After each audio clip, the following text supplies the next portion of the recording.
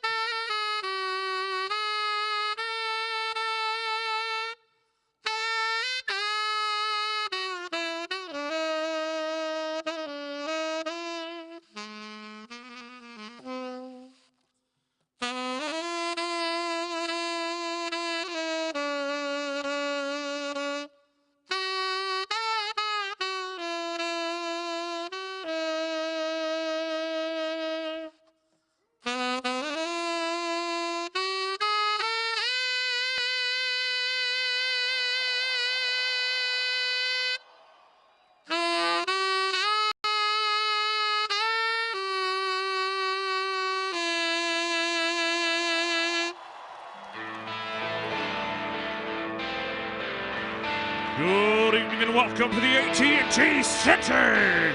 Tonight's matchup features the visiting Los Angeles Clippers and your San Antonio Spurs. And now the starting lineup for the visiting Los Angeles Clippers. 6'8" forward from UCLA, number 12, Luke Bahamute. 6'10" forward from Oklahoma, number 32, Blake Griffin. 6'11" center from Texas A&M, number 6, DeAndre Jordan. 6-foot guard from Wake Forest, number 3, Chris Paul. 6'4" guard from Duke, number 4, J.J. Redick. Head coach of the Los Angeles Clippers is Doc Rivers.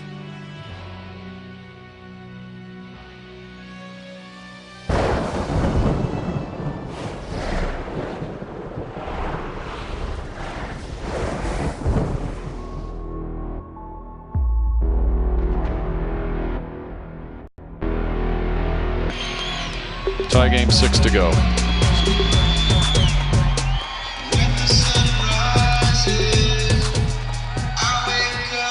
Starting lineups.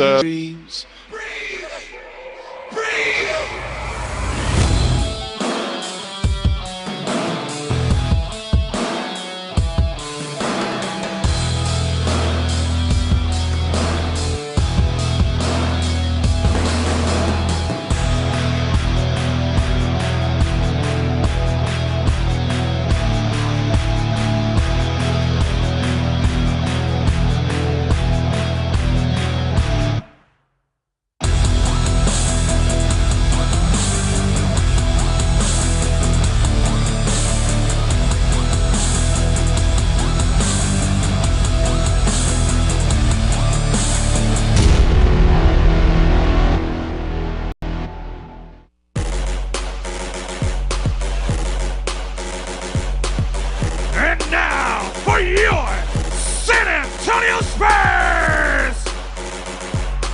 6'11" forward from Wake Forest, number 21, Tim Duncan! 6'7" forward from San Diego State, number 2, Kawhi Leonard! 6'2" guard from France, number 9, Tony Parker! 6'6" guard from North Carolina, number 14, Denny Green, number 12, LaMarcus Aldridge.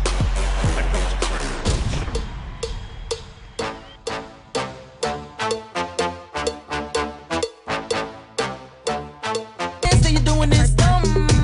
How they do where you from? You know it don't start till 1. That's how they do it where they from. I come into this like liquid, drip, drip, in the business, click, click, get your picture, Hermes, Trish against this basic. I was born in the basement, shape shift, I think like a spaceship, false. Oh no, no, no, I am so different than y'all, so far apart. The way that I balance the bars, God, what? The dance that you're doing is dumb. How they do where you from? Welcome to NBA Friday, presented by State Farm. We kick off our doubleheader here in San Antonio, where the Clippers will visit the San Antonio Spurs. Chris Paul and the Clippers ending the Spurs season last year. It was that terrific first-round series tie game with 6 seconds to go in Game 7. Chris Paul throws up the wild shot. Tim Duncan nearly able to block it, but Paul banks it in. And the Clippers advance to the second round. The San Antonio Spurs went home. This is the first meeting between the two since that game. We can only hope we see more great playoff matchups like that, as the Clippers starting lineup now includes Luke Bahamute, who seems to be a nice fit as that small forward, something Doc Rivers has looked for so far in this season, as Bahamute's defense has been a big part of their recent success. Meanwhile, for San Antonio, undefeated at home, they're 14-0. And LaMarcus Aldridge continues his assimilation into this team. As he says, it gets better and better every day. Kawhi Leonard continues his assault on everybody at both ends of the floor. And of course, Tim Duncan keeps on ticking. In his 19th year in the NBA, Duncan and the big three still playing at such a high level. Both teams right now playing at a high level. Spurs at 22-5. And the Clippers, they're 9-2 of their last 11 and are now 16-10. Leonard will guard Redick to start. Of course, Tony Parker on Chris Paul. J.J. Redick, who's been hot recently, too strong that time. DeAndre Jordan on the follow. And you see the type of respect that J.J. Redick garners. Kawhi Leonard on him to start the game, to try to take him out of some of those great first quarter starts. San Antonio on a 4-game winning streak of their own. Aldridge, difficult shot, knocks it down. The Spurs not only have won 4 in a row, but they've won those 4 games by 22, 25, 37, and had a nail-biter when they won by just 19. They have just dominated opponents recently. Now Danny Green is on Redick, off the switch. Paul and Griffin play catch, 5 to shoot. Paul, nice pass, extra look. Baamute lines it up, comes up short. Aldridge grabs it.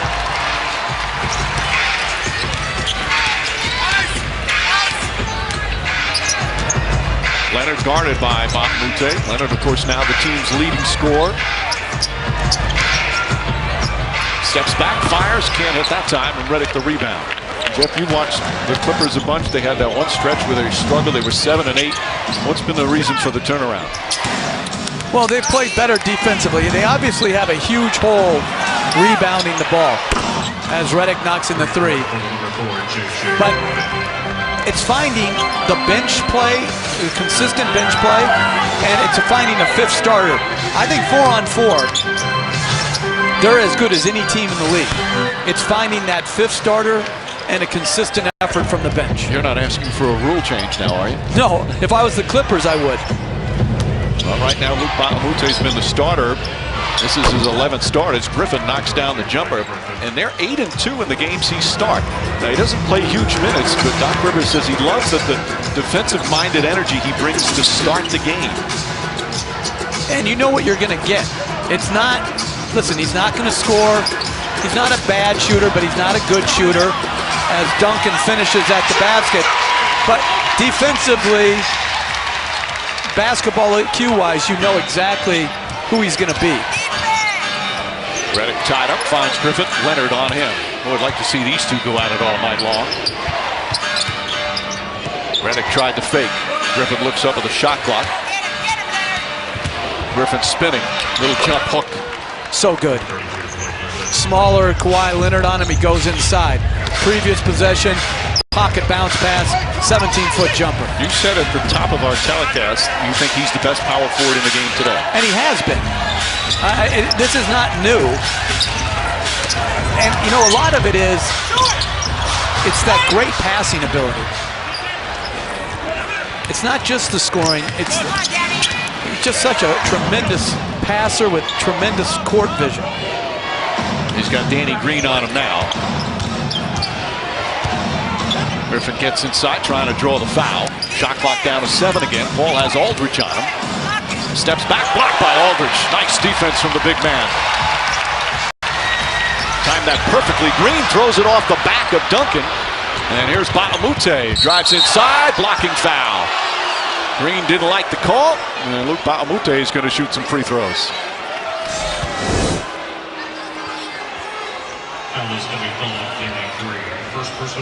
Well, Green was there, but anytime you brush shoulders instead of take it on the chest, the benefit of the doubt is going to go to the driver. Well, Baamute in his 8th year in the league. And this is his 15th sign as a free agent back in August. Played his first 5 years with Milwaukee. Was known as a really good defensive player. Former 2nd-round pick out of UCLA. Then he spent a little time in Sacramento and Minnesota, and last year with Philadelphia. The native of Cameroon. He's one of 9 kids. He's always been an excellent defensive player. Never a big scorer. Last year was his best scoring year, though I think a lot of guys who play for the Sixers might be able to say that, as he averaged just under 10 a game. Against Griffin. Aldridge across the lane. gets the rebound and the putback. And again, that's the Clippers' great weakness. You get a good stop, and there's no one on the board at all. For a team, as Griffin lines that up and misses, for a team with one of the best rebounders in the game in George, it's an area that everybody on the team talks about has to get better. It's not. It's just going to be what it is unless they get a small forward who they can play big minutes, who can rebound, or bigger guards that can rebound, as Aldridge with a beautiful turnaround. But when J.J. Redick, Jamal Crawford... Offensive foul. This time, Green draws the charge. Doc Rivers does not like the call. All right, let me ask you then, if you're coaching a team that struggles rebounding the ball without changing personnel, what are things you can do to just help in that department? Well, again, you want to try to have a gang rebounding mentality, but this is never going to be their strength. What they hope it can be is not as big of weakness. Danny Green fires away, in and out, rolling around the rim. Green, who has struggled shooting the ball so far this season. That was excellent one-on-one defense by Ba Mute. Left him open again, and this time he connects. Luke Ba Mute doesn't score a lot. In fact, less than 2 points a game. Knocks down just his 6th three-pointer of the season. And the Clippers with an early 6-point lead here in San Antonio.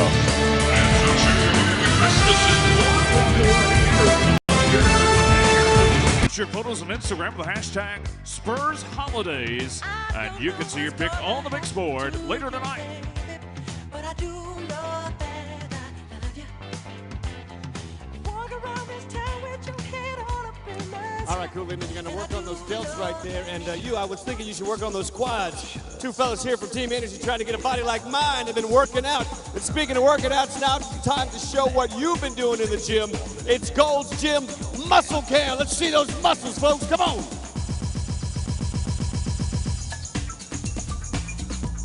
All righty, here we go. Sir, let's see those guns. Yes.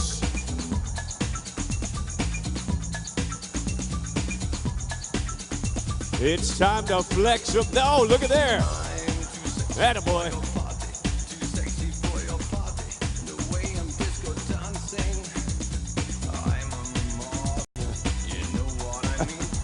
Or do the nay-nay. It's okay, either one. Oh, Jonathan, look at this guy.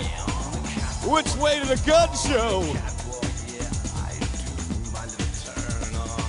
All right, little man, let's see. Yeah. Face the camera. There you go.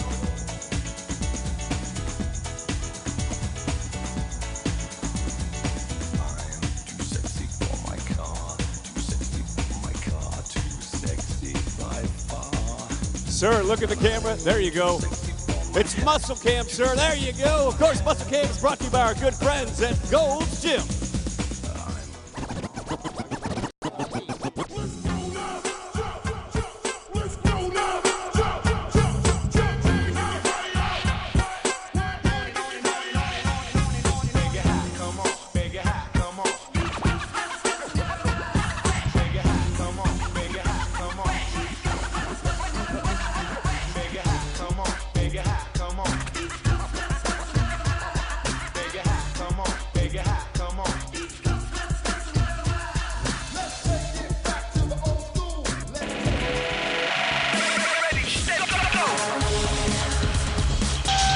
Spurs undefeated at home, down by 6, 5 minutes into this first quarter in San Antonio. Let's welcome in for the first time tonight, Israel Gutierrez. Hey, Israel. Hey, Mike, thank you. And yeah, this playoff series between these two teams last season might have just been a first rounder, but it felt like a lot more, particularly to the Spurs.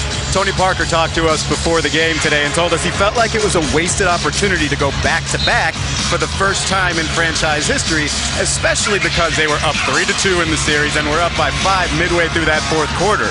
Parker said you never know when it's going to be your last one, but Manu Ginobili and Danny Green went even further, telling the San Antonio Express News that they thought it might have been the end of this Spurs era as we know it. Manu was considering retirement, Green was a free agent, as was Tim Duncan. It wasn't until LaMarcus Aldridge signed with the Spurs that the core knew they'd be going at this and giving it another shot. So, Mike, who knows? Maybe the Clippers beating the Spurs actually helped extend this amazing Spurs run. It's funny how it turns out like that. That was a very good article. Jeff McDonald wrote that today. And it talked about, because a lot of guys didn't know what they were going to do. Ginobili really felt he didn't even know if San Antonio wanted him back. Danny Green, the free agent, was going to receive some offers. And everybody came back, and they had a guy like Aldridge. 7 to shoot. Duncan. Out to Parker. Parker kicks it out. Leonard. Open look. That's a 3 as the shot clock expires. He's #1 in the NBA in three-point percentage. Part of his overall offensive improvement that happens every year. And he's healthy this year, Mike. And I'll tell you this. Off last year's series, Tim Duncan had an incredible series as Blake Griffin scores again. And the improvement of Kawhi Leonard offensively from the time he came to now is a testament to his work ethic. And Chip England, the shooting coach of the Spurs, he's got to have the special sauce somewhere. Because this guy was not a shooter at all when he came here. And now to lead the league in three-point shooting, what an accomplishment for both guys. Nice shot from Danny Green. Luke Ba'amute, little head fake, goes up and under, has it blocked. And Green comes the other way. Parker coming off his first double-double of the season on Wednesday in a victory against Washington. Launches that one and knocks it down. He doesn't take a lot of threes, but it gives San Antonio their first lead of the night. It's only the 15th three-point attempt of the season. Paul gets away. And Paul knocks it down. Paul's take, if you ask him about the playoff series last year, he remembers the 2 road wins. They won games 4 and 6 here in San Antonio. That's what he says he's most proud of. To beat San Antonio in a closeout game on the road, that's when you know you have an outstanding team. And then, let's face it, the Clippers, they were up 3-1 and absolutely dominating the Rockets. And then Josh Smith, who happens to be on their team this year, came out with an incredible fourth quarter. 3-on-1, Duncan lays it up and in, and an easy 2 off the turnover. It also goes to show you something you always talk about. The fine line between winning and losing, as we have a whistle and a foul. Tim Duncan came so close to blocking Chris Paul's shot in those final seconds of Game 7. If he blocks that shot, who knows what happens in the playoffs last year.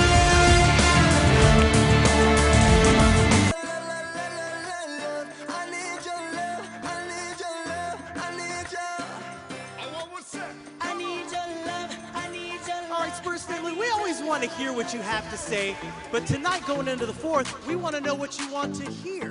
So take a look at the board and tweet your selections using the hashtag Spurs1, 2, 3, or 4, and you make the call. Over to you, Jonathan. All right, ladies and gentlemen, it's now time for the Valero Dot Races. Green, blue, red. What's it gonna be? In the starting gate. And we're green flag racing.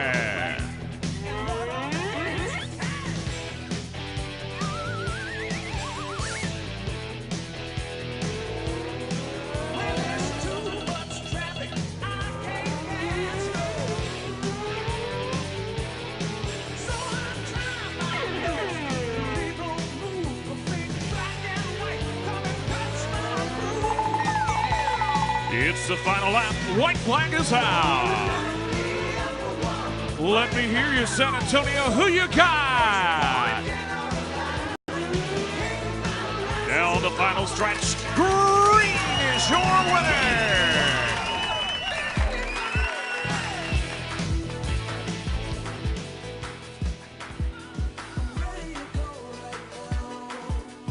Folks, I bet you thought you were safe when you were eating your pregame meal. Well, think again. It's time for Snack Words.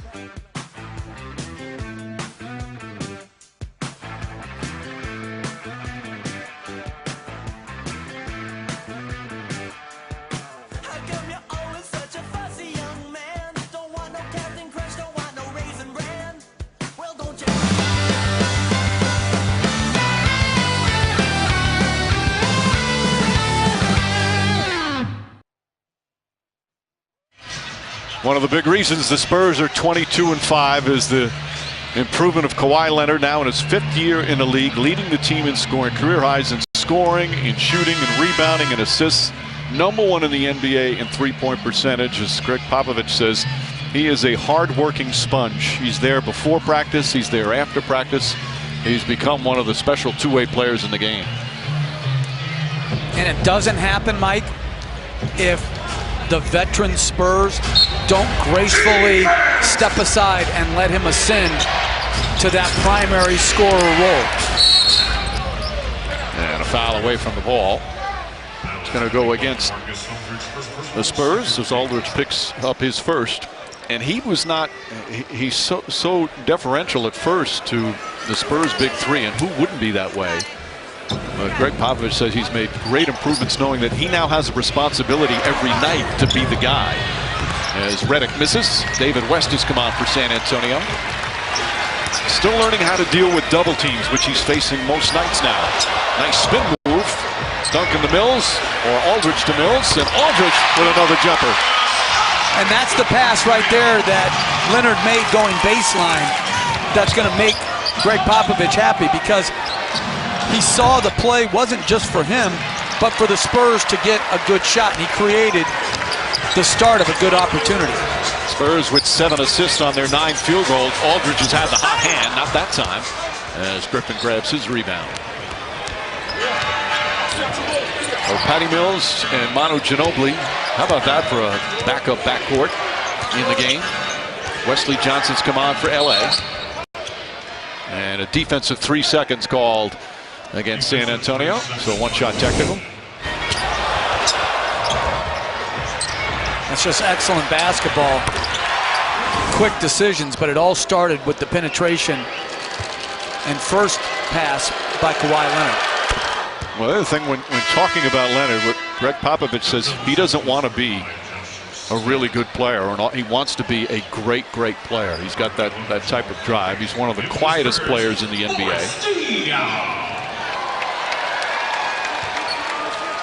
Now guarding Chris Paul.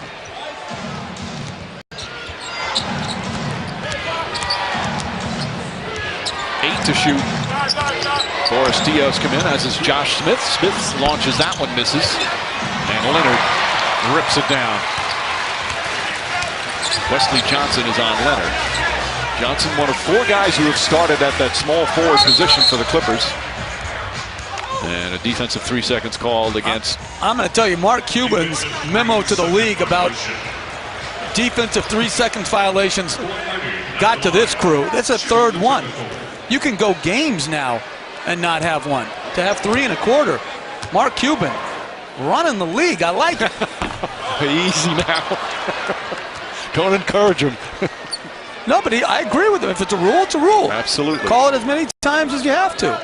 You go through stretches where certain things officials get lax at calling. As Austin Rivers is going to come in, Chris Paul will sit. And you know what? I really do believe you can try to do it sometimes by the book, go through the proper channels, and other times you've got to publicize it. And that's what Mark Cuban spoke out about it. He's getting results. You have to create a stink. Take your fines. You know that. You do that every once in a while for us. No, I don't know. Meanwhile, the foul on Wesley Johnson.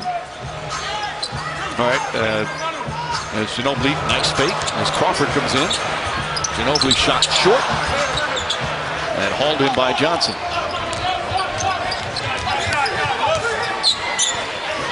Josh Smith inside. Switches to the right hand. A very nice catch and finish by Josh Smith. Smith coming off his best scoring game as a Clipper on Wednesday. He had 13. Just has not found any consistency this year in his new role with his new club. Leonard tied up. Ginobili pumped away by Crawford, picked up by Smith.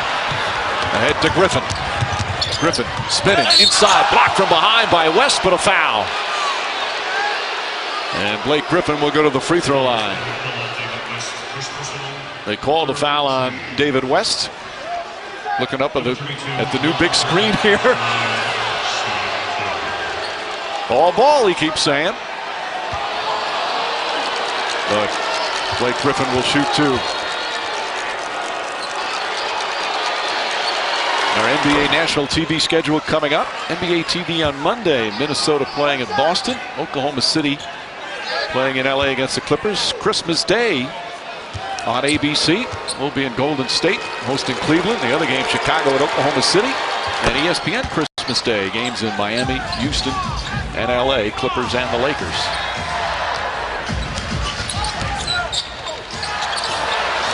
Ginobili, Mills, Leonard, West, and Boris Diaw. Under 2 minutes remaining here in the first. Leonard on the pull-up. He can post up. He obviously can shoot the three now. Mid-range game.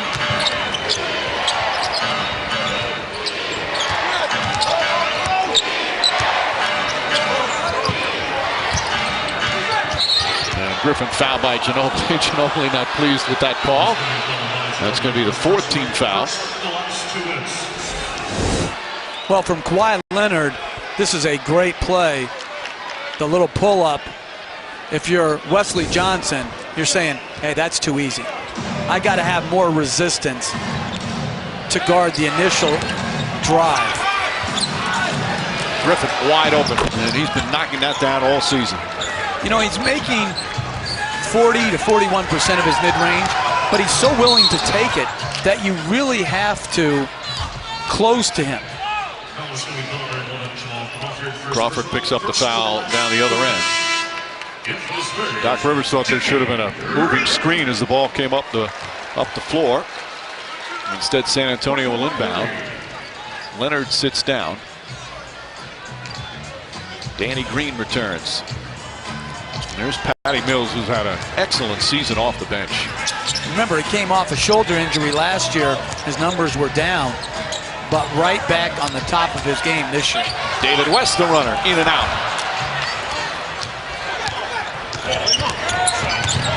Crawford trying to find some space.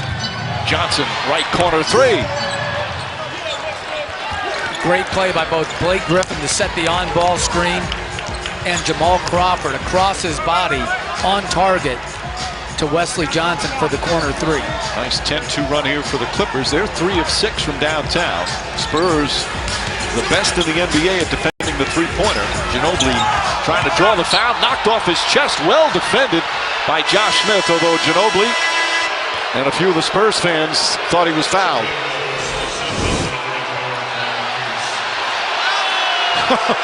Yeah, he got fouled. By 2 different players.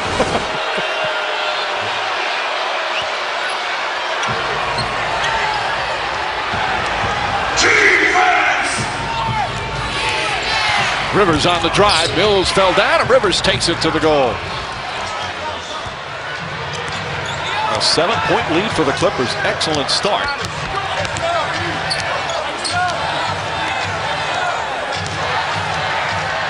Rivers guarding Mills. Doc Rivers talking about his son, so his defense has been superb. Mills splits the defense there. Out to Green. Wide open three. Can't get it to fall. Tip taken by Ginobili. Mills will try a three. Puts it in.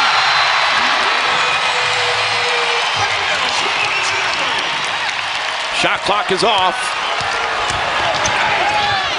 Crawford to the corner. Deflected and lost. And San Antonio will get it back with 4/10 of the second remaining.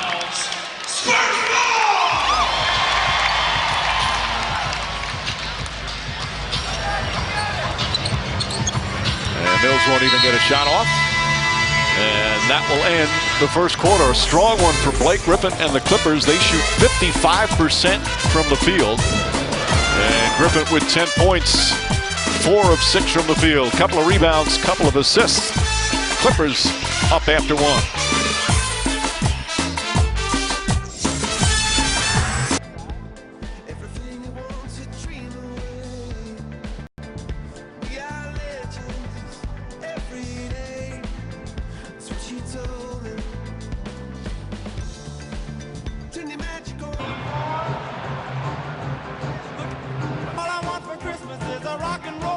He's going across there, and he is going.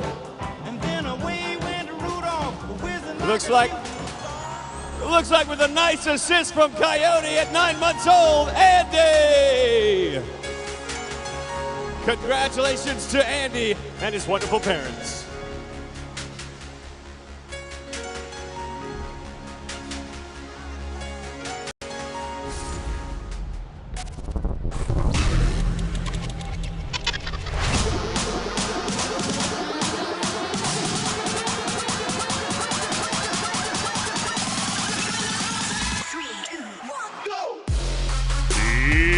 Second quarter louder than the first. Let's hear you, San Antonio!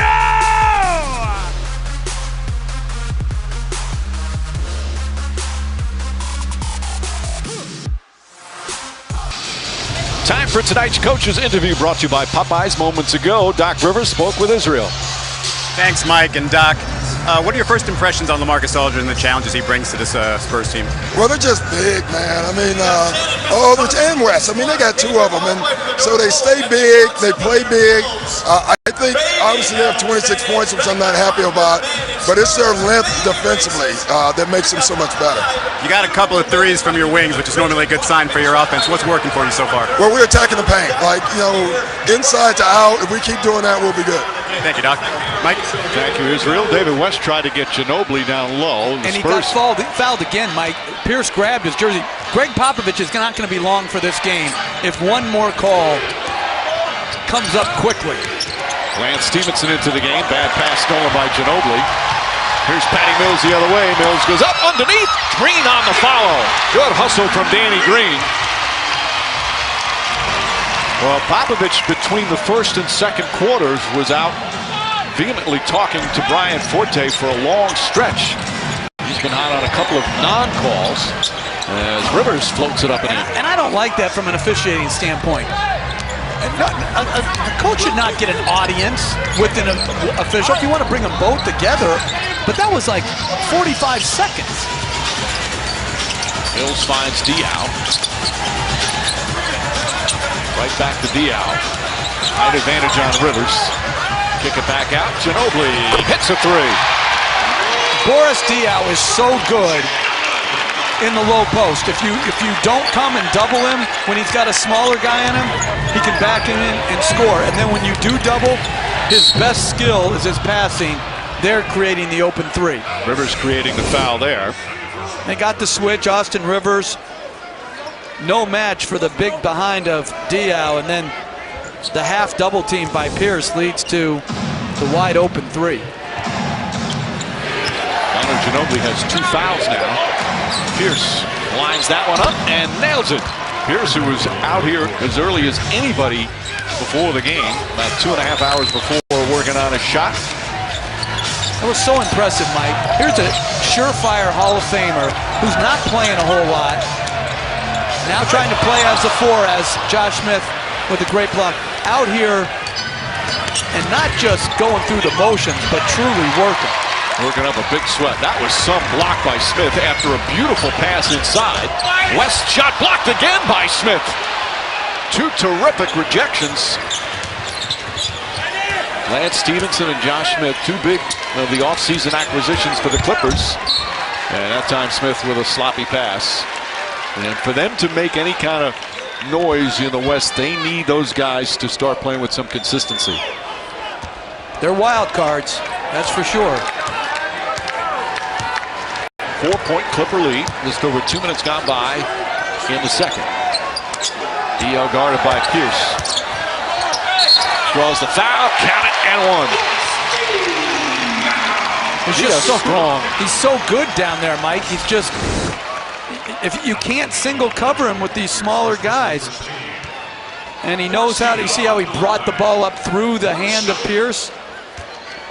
And then if you do come down, he's such a good passer. Diaw is now 33. This is his 13th year in the league. He's got tremendous instincts.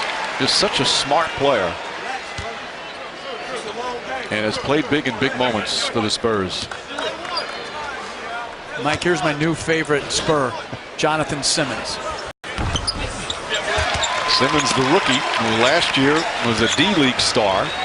And then this summer, played for their summer league, was the MVP of the summer league, and now he's getting some real minutes for the San Antonio Spurs.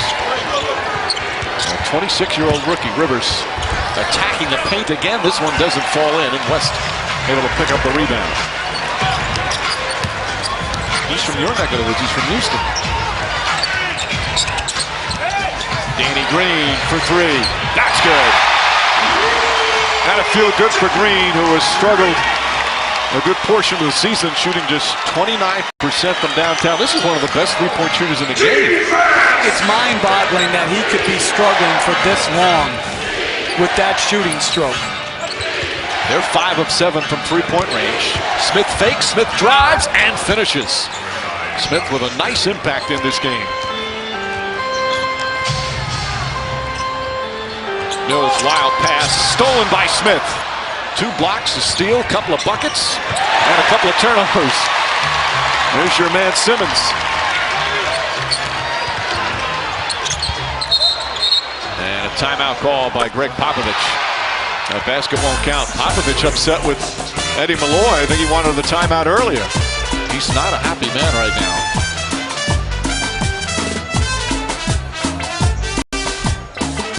Follow your Silver Answers on Instagram and Twitter.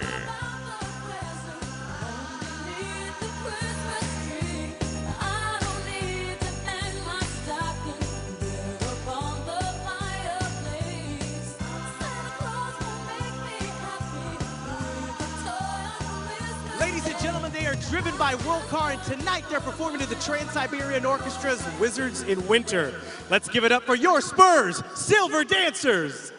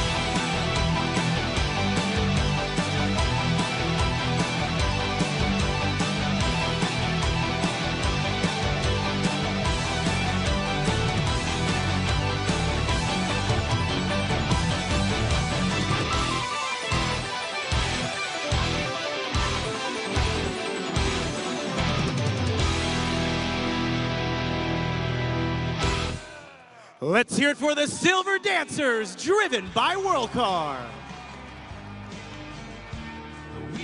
All right, ladies and gentlemen, look at who we have back here with us. This is Christian and Kyle. They're at the last game on the awkward first date cam. It was online. It went viral, over 11 million, almost 12 million hits. I'll tell you what, we're going to go to the HEB Kiss Me cam, and we want you guys to start it off. All right, you ready? Here we go. Let's put that mistletoe up. Start it off with a kiss. Just go for it. Just kiss her, Kyle. Are you kidding me? It's the HEB Kiss Me cam. Now. Oh.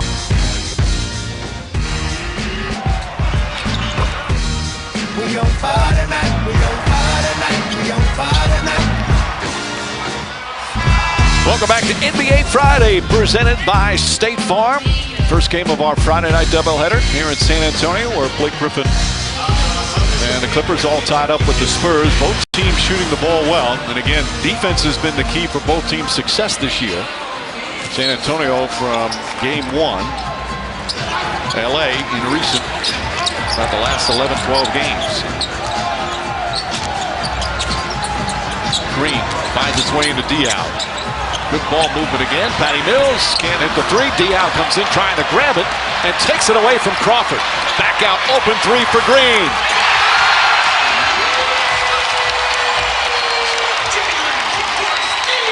They're 6 of 9 from downtown.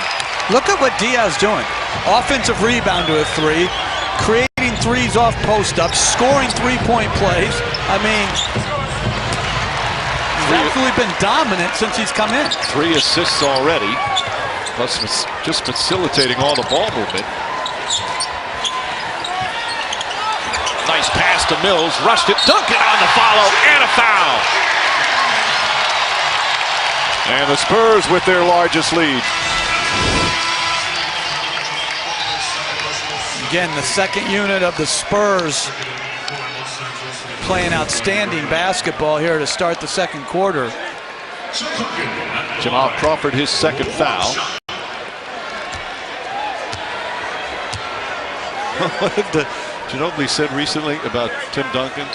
He goes, the guy never stretches, yet he's never sore. He never has a sore muscle. I would say Duncan probably disagrees with the latter part of it. He seems to be, he's almost like in better shape than he was 4 or 5 years ago. Look at his numbers, Mike, last year from that playoff series and just in general. I mean, to be still this good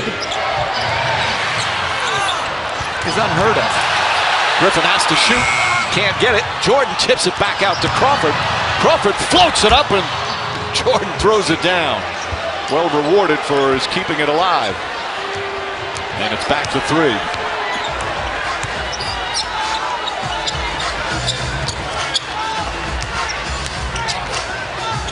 Green starting to go back door and just stopped. And Diaz threw it away. 4th turnover for San Antonio. Great back tap by Jordan. That leads to an assist by Crawford. It's just beautiful basketball. Jordan, 4 points, 6 rebounds. 1st in the NBA in field goal percentage, 2nd in the NBA in rebounding, 5th in block shots, doing his usual stuff. Although all the Clippers have said, and even Blake Griffin, individually, they all say we just simply have to play better. And that was a couple of weeks ago when they were struggling. They have definitely picked up their defense.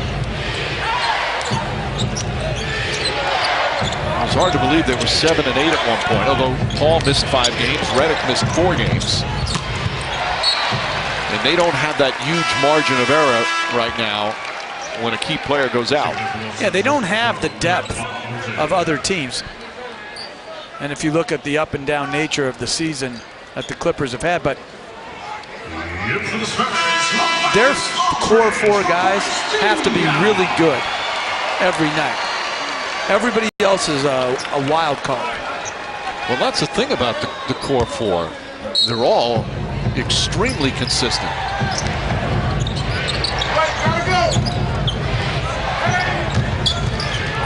Shot clock winding down. And they're not going to get it off in time. A 24-second violation, well defended by San Antonio.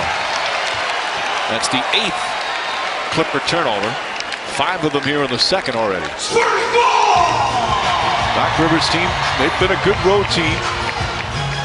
Last couple of years, last year 26 and 15 on the road. As we mentioned in that opening round series against San Antonio, 2 road wins. This year they're 6 and 5 on the road so far.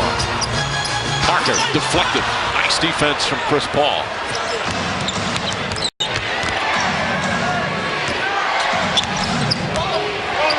Paul pull up. His second field goal.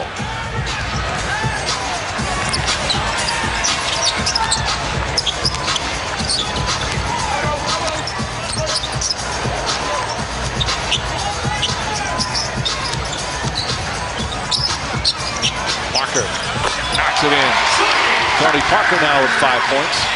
You know, the other thing about the Clippers during that one stretch, 2 of those losses were to Golden State. And those were maybe 2 of the best games they played all season. They had double-figure leads in both and blew 4th quarter leads. One of them in Oakland, one of them here. As Paul draws a foul here on the previous one. This one just a nice-looking jumper. A couple of pretty good point guards going at it here in San Antonio. Spurs by 3.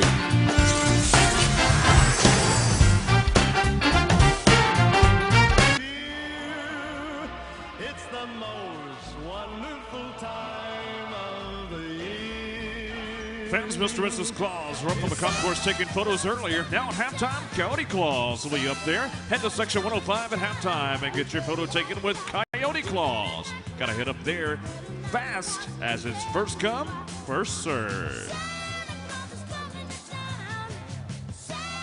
And now, ladies and gentlemen, we found some lucky fans who dressed for the big movie premiere and for tonight's game, plus the Coyote, who obviously dressed up, and we're going to play a fun game of musical chairs.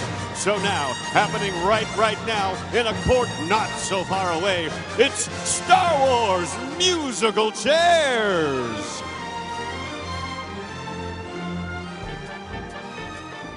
All righty, walk contestants, 4 contestants right there. We have Princess Leia, Chewbacca, Darth Vader, and, oh, music stops. Oh, and it looks like Chewbacca is out. All right, and the music starts back up again. And there were 3 left with 2 chairs. Who's it gonna be?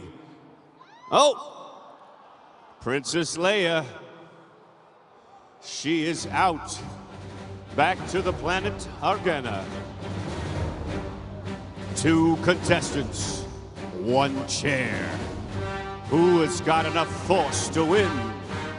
Use the force. Oh! Oh, Coyote.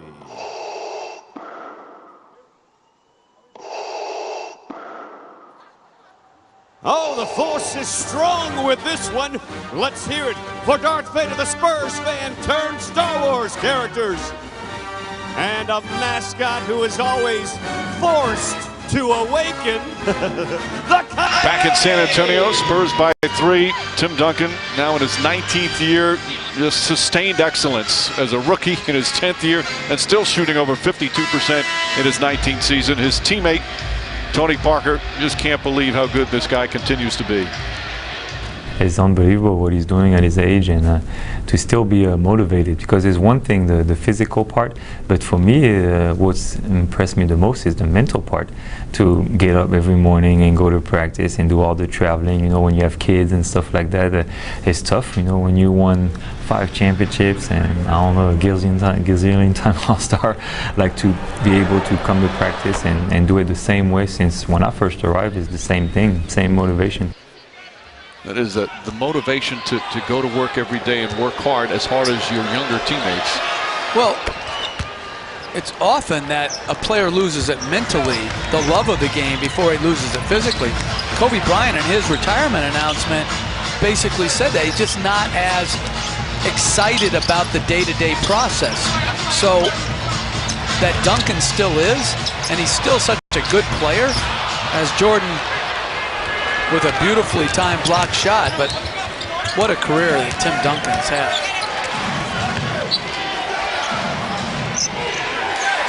Griffin trying to post up Leonard.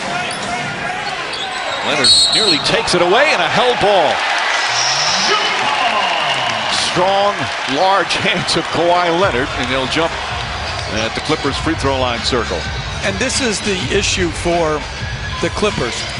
Blake Griffin has it over there on the post against Kawhi Leonard. They send Tim Duncan baseline, leaving Mabute and Jordan to be guarded by 1 player. They have to find that 5th spot, somebody that can both make a 3, guard his position, and be big enough and long enough to guard against the best 3s that you're going to face in this league. Kevin Durant, Kawhi Leonard. Griffin lets it fly and knocks down the 3 as the shot clock expires. That's just his 5th three-pointer. He doesn't shoot many. It's only his 14th attempt from there this year. And it puts the Clippers back up by 2. Parker.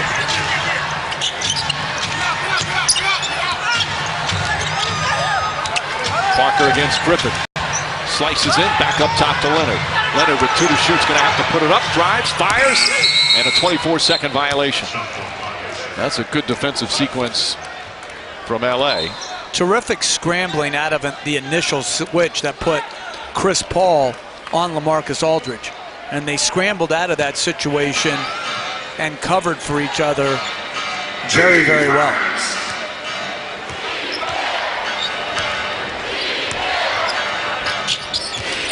J.J. Redick, good open look for Redick. And a 7-0 run now by the Clippers as Redick gets his 2nd field goal. So good. Changing direction and changing speed off the baseline screens to get separation. Very few NBA players do that well anymore. J.J. Redick may be the best. Leonard falling away. Oh, beautiful shot from Kawhi Leonard. He's got 8 points. Clippers, by the way, shooting 60% from the field against the Spurs defense that has been so tough at home. Parker saw that one coming. 9th Clipper turnover. Parker in the paint. Finds Aldridge. Aldridge little head fake, but can't finish. And Jordan grabs his 7th rebound.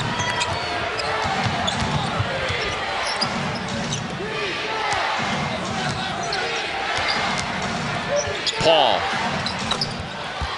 Chris Paul now 9 points, 3 assists, and the Clippers back up by 4 again. We got to get a stat for screens. DeAndre Jordan with a screen that allows Chris Paul to get the separation for that pull-up. We stat everything else. Let's start statting that as Duncan hits Aldridge on a beautiful high-low. By the way, Paul is always talking about that about Jordan, about those things that he does, you know, the non-statistical parts of the game. Griffin.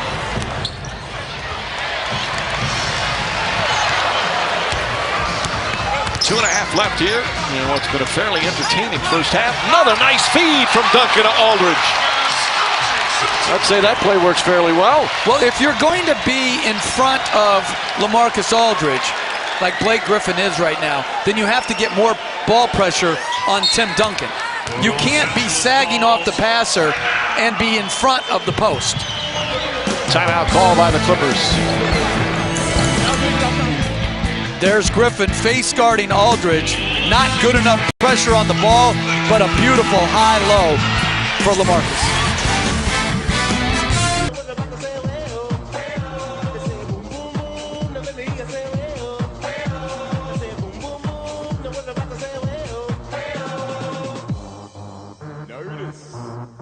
It's the outer fellas, back in the room, ready to rock the world with the boom. So I hope you can stand the vibration, cause we're about to rock the entire nation. Alright, here we go. I say boom boom boom, now let me hear you say well. I say boom boom boom, now what about to say well. I say boom boom boom, now let me hear you say well. I say boom boom boom, now what about to say well.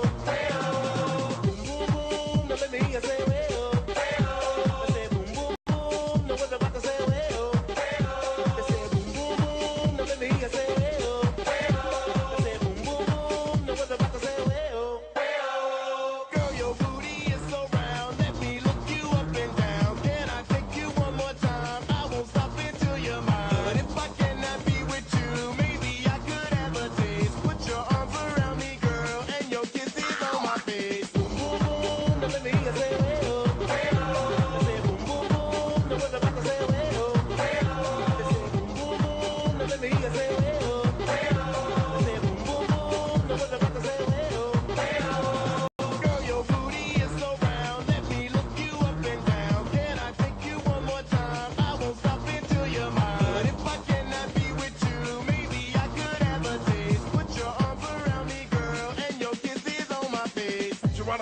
Look out below, here comes the brother with the offbeat flow. I just fell from the mothership. Out here brothers about to rip it on another tip. Slip, don't trip, check out how I do. My niggas in the house, I from your body get the fruit. As I come from the depths of doom, I step back like wow, with the boom. Boom, boom, boom, now let me hear you say well. I say boom, boom, boom, now what about to say well. I say boom, boom, boom, now let me hear you say well. LaMarcus Aldridge with 12 points to lead the Spurs, Jeff. Yeah, and he's doing it in a variety of ways. There, the great length with the right shoulder turn and then going to the basket, getting away with a little nudge and an offensive rebound, and then shooting again over the smaller Mabute, and then 2 consecutive high lows that he scored on before the timeout. Great variety by Aldridge. He's obviously on this team going to get less shot opportunities, playing less minutes, so his numbers aren't going to be what they were. He was in the top 10 in the NBA in scoring each of the last 5 years, but he knew that coming in, and you can see he's getting more and more comfortable every day. As J.J. Redick, that's a tough three-pointer, floating right. And he's getting separation against last year's Defensive Player of the Year. It's great screens, but also absolutely tremendous cutting ability. Duncan off on that floater, and Paul will come the other way.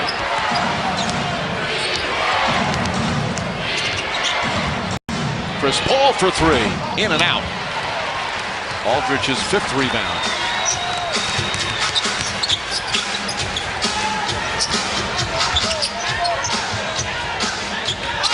Paul in pursuit of Parker. Parker keeping his dribble alive, and Jordan's on him. 5 to shoot. Paul knocks it out of Duncan's hands. Duncan thought he was hit. Griffin wanted to pass it to the corner, but nobody was there. Now drives left-handed, can't get it to fall, and Green comes away. Leonard ahead to Parker, and a whistle. I don't know what to call it. Was it a foul? Yeah, he took a foul in transition. Chris Paul did, to prevent the fast break. And that would have been an open shot. So Paul picks up his first. 14th foul on the Clippers. Ginobili comes in for Green. We've got the Toyota halftime coming up with Sage, Doug, and Jalen. The Bulls looking for their 5th straight win. And the Bucks and the Warriors, the rematch.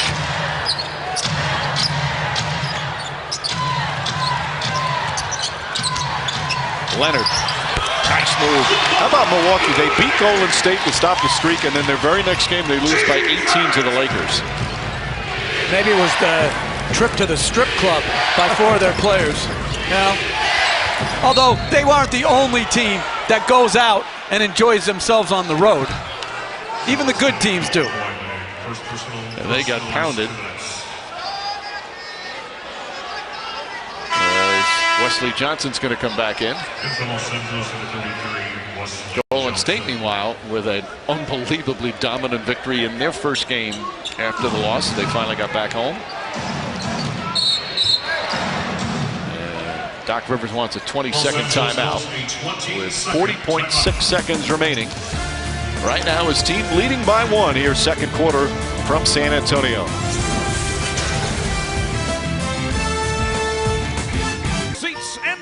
Christmas is coming, so is Santa Claus. Here comes Santa Claus, here comes Santa Claus, right down Santa Claus Lane. Vixen and Blixen and all his reindeers pulling on the reins. Bells are ringing, children singing, all is merry and bright. So hang your stockings and say your prayers, cause Santa Claus comes tonight. Here comes Santa Claus, right down Santa Claus Lane. He's got a bag that's filled with toys for boys and girls again. Basketball has taught me a lot, on and off the court. Doing things the right way and working hard and giving it your all.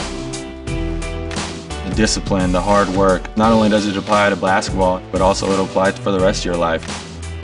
Join the team. Register now at juniornba.com. Back at the AT&T Center, Clippers with possession and a 1-point lead. Foul away from the ball is going to go against San Antonio. So free throws coming up. They fouled DeAndre Jordan. I don't know for sure because it was the home players, whether it was a... No, it wasn't a hack of Jordan type thing. He was cutting to the basket off the inbounds pass. Plus, it's Kawhi Leonard's second foul. I didn't think he would do it. We saw Jordan's career numbers, and he's even lower than that this year at 39%.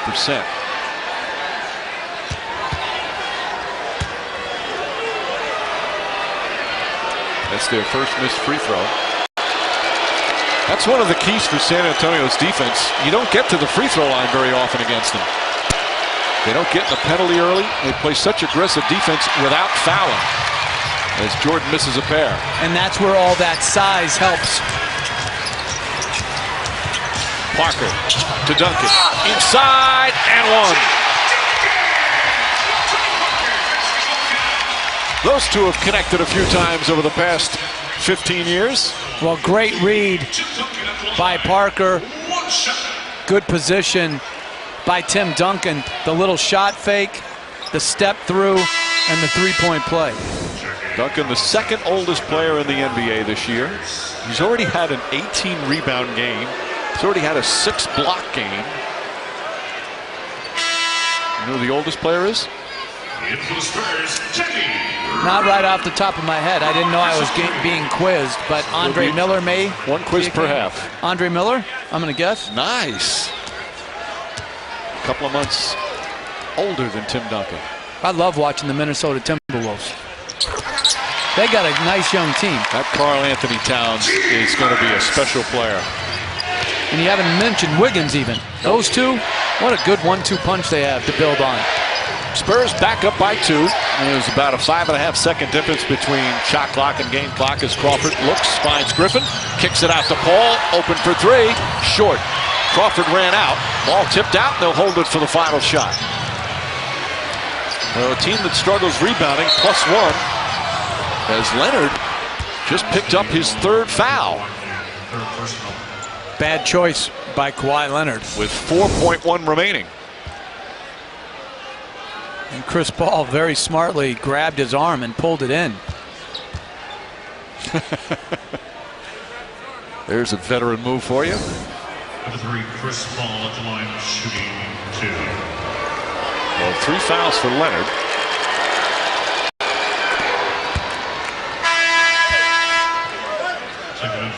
More substitutions for defensive purposes. Jordan comes back in. Bob Mute as well. Austin Rivers. And Paul will get one more free throw. Clippers 8 of 10 from the line. Clippers get to the line more than anybody in the NBA per game. Part of that is with DeAndre Jordan shooting so many free throws.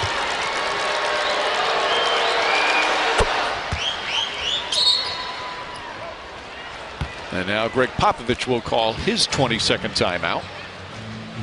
4.1 remaining. Spurs will have possession to close out the first half. All right, Spurs fans, here's some Twitter requests right here. Y'all make sure to listen and tweet me next time.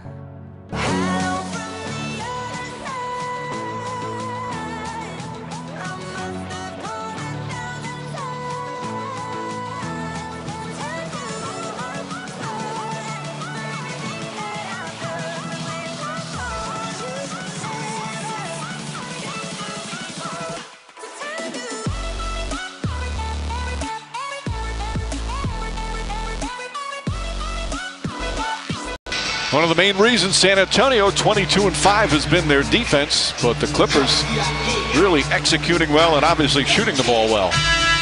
And it shows you how good an offensive team the Clippers are. Meanwhile, San Antonio shooting pretty well themselves, 52%. 4.1 remaining. Clippers do not have a foul to give here. They got Patty Mills' speed. Mills throws it up. Pretty good attempt. That would have counted, but a little too strong. Oh, Mills thought he got bumped a bit. And the first half comes to an end. Blake Griffin with 13 points for LA. As the LA Clippers shoot 56% from the field. Meanwhile, leading scorer for the Spurs, Aldridge with 12. Got the Toyota halftime coming up after these messages. The NBA on ESPN, presented all season long by State Farm, is brought to you by 5 Hour Energy. Jaguar, see the new model year lineup at JaguarUSA.com. And Head & Shoulders, live head first. And all proceeds benefit the Silver and Black Give Back, because together we have the power to empower. Subject to ejection and arrest. Please report any such behavior to the nearest usher, security, or guest services staff member. Thank you and enjoy the game. Take a look at the awards for scores around the NBA tonight.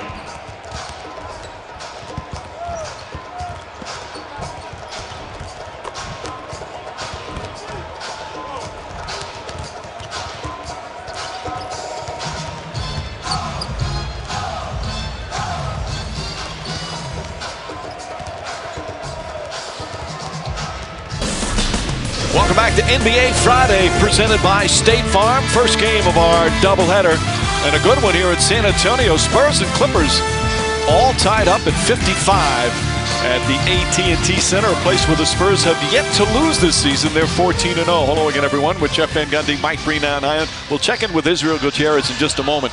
Kind of game you like, because it's all about two good defenses, but you can beat them with excellent teamwork and good ball movement. Well, 28 first-half assists between the two teams, and there were many more very good passes. As we're going with the State Farm assist of the night, here's the simple one. DePaul, Blake Griffin pick and roll is devastating, and then Jamal Crawford with the cross court right on Wesley Johnson's shooting hand for the corner three, and then Kawhi Leonard sets up the multi-pass sequence that leads to LaMarcus Aldridge's jump shot, and then the very gifted and talented passer Boris Diaw with the offensive rebound and finds Danny Green for the three. Just a very well played first half by both teams on offense. Everybody gets involved, everybody scores, nice balance, and you have high field goal percentage.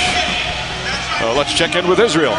Thanks, Mike. I talked to Doc Rivers and asked him, how's your team shooting 56% against this defense? He just said, our offense is good, man. We move the ball, we trust each other. We just have to stop giving up offensive rebounds and turning the ball over, because that's what's leading to San Antonio's points. And it's interesting, guys, because before the game, Greg Popovich said their defense is ahead of schedule based on expectations he had, but he's not sure if that's because of the weak schedule they've played.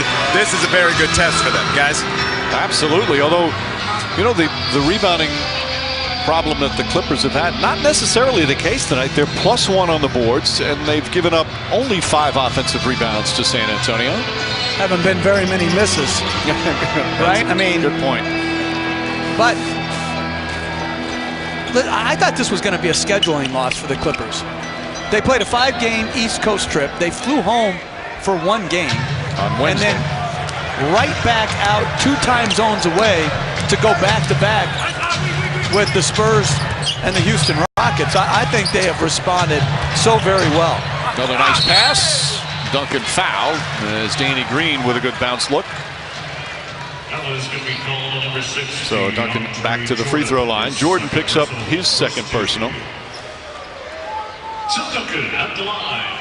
Duncan and Paul, always fun to watch those two together. A couple of Wake Forest guys.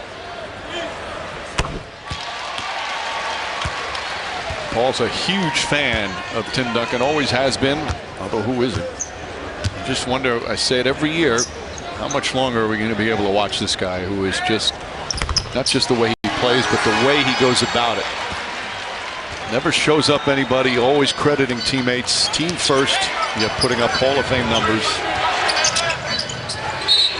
And Griffin trying to get free, fouled by Aldridge. That's 2 on Aldridge.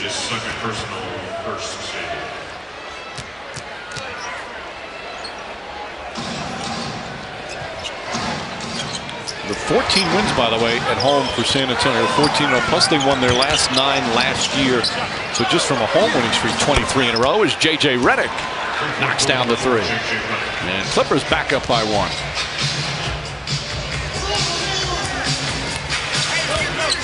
Redick now for the game with 11 points.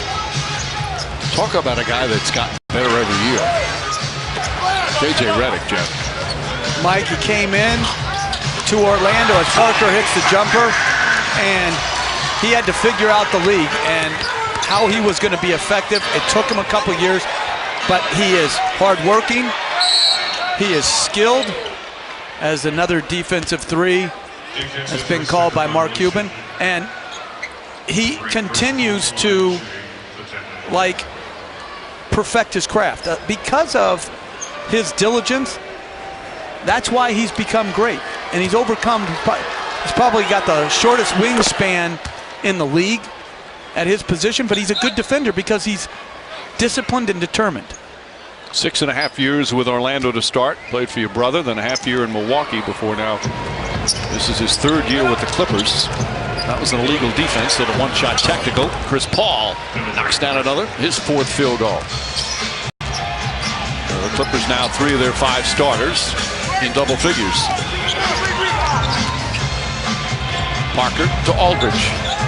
Aldridge with that high release. I mean, that's great defense by Blake Griffin. Doesn't bite on the initial shot fake. Aldridge going to his left, bumps him a little bit to create the space. That's a big-time shot by LaMarcus Aldridge. Aldridge's last 9 games now as Redick tries to draw the foul. Danny Green looked like he got out of the way and looked like Redick was the one. Let's see back down at this end. That's just, it's good defense, even better offense. They're going to look whether it was a 2 or a 3. Mike, and I was telling you, I don't like these where you can just jump into guys and get a foul call. There has to be a normal shooting motion, or should have to be a normal shooting motion to be able to draw a foul. Let's watch Green. Green goes up and really avoids it. Yeah, that's, to me, that's a play on. Yeah, I mean, Redick initiated the contact, and it's not like Green was coming at him. He was going away from him. Redick, a great free throw shooter. J.J. Redick, 4 different years in his career he shot 90% or better. Jinxed him. I believe in the jinx. The NBA record for most seasons shooting 90% above is 8. Mark Price? Nope. Steve Nash? Nope. Ray Allen? Reggie Miller. Wow. 5 to shoot Leonard against Batamute. Boy, that's fantastic defense, but better offense. What a shot from Leonard, who was blanketed by Batamute.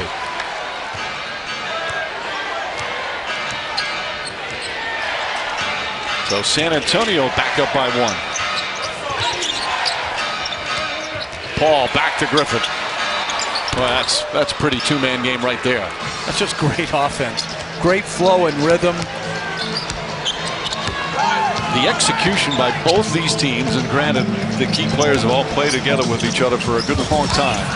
It's just really fun to watch. No, but Mike, it's an underrated aspect of team building. The people that just want you to consistently just turn over your roster. Shot blocked by Green. Wonderful recovery from Danny Green for his second block. Parker, the spin move, draws the foul.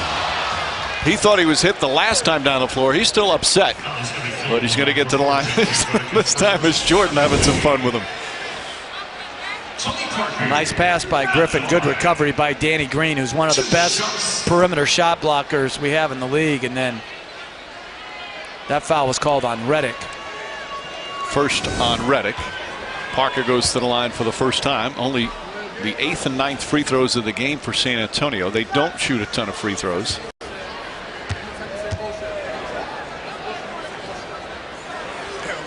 A reminder this holiday season, see how teams, players, and fans are giving back by visiting NBA.com/seasonofgiving, and share how you're giving back by using hashtag NBA Cares.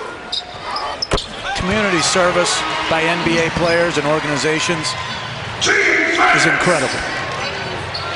Off the charts. Did you see that scene the other night? Speaking of doing something special for somebody, LeBron James in Boston. Oh, that young man. Good. Chris Paul back to Griffin. Line drive is good. And Griffin now 7 of 12 from the field.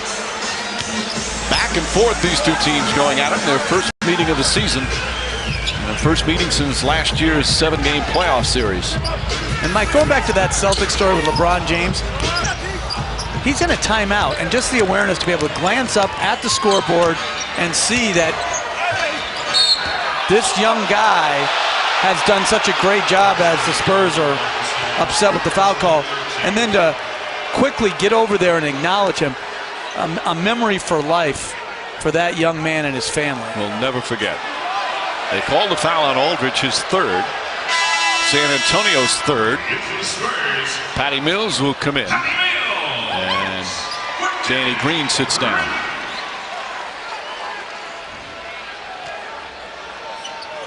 You're putting Parker on Ma Butte with this perimeter. Mills on Redick and Kawhi Leonard on Chris Paul. Paul trying to use the Griffin screen. Aldridge picks him up. Paul with 4 to shoot.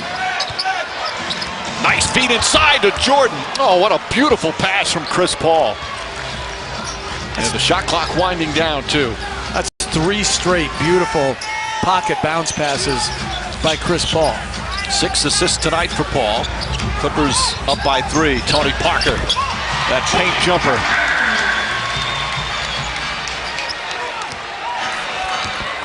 All 5 starters in double figures for San Antonio. Paul, the hesitation, keeps his dribble alive. Now falling away, knocks it in. This is highlight reel point guard play. The last 4 possessions by Chris Paul. Paul now with 16 points. Parker gets fouled as he tried to kick it back out. I mean, they were trying to switch it. Great roll by DeAndre Jordan, and then the hesitation going along the baseline. Fade away over the length of Kawhi Leonard. Paul was telling us before the game, he watches so much film now of both what he does on the floor. He said he's watched every shot of his career, and he's also watches his opponent's shots that he's coming up playing. Spends his time in the hotel just looking at film over and over, and there's so much available now. Feels it really gives him an edge. The days of the reel-to-reel film sessions. No, and it's also, Mike, every tool is available for these players to get better if they want it. There's so many coaches, as LaMarcus Aldridge tips it in.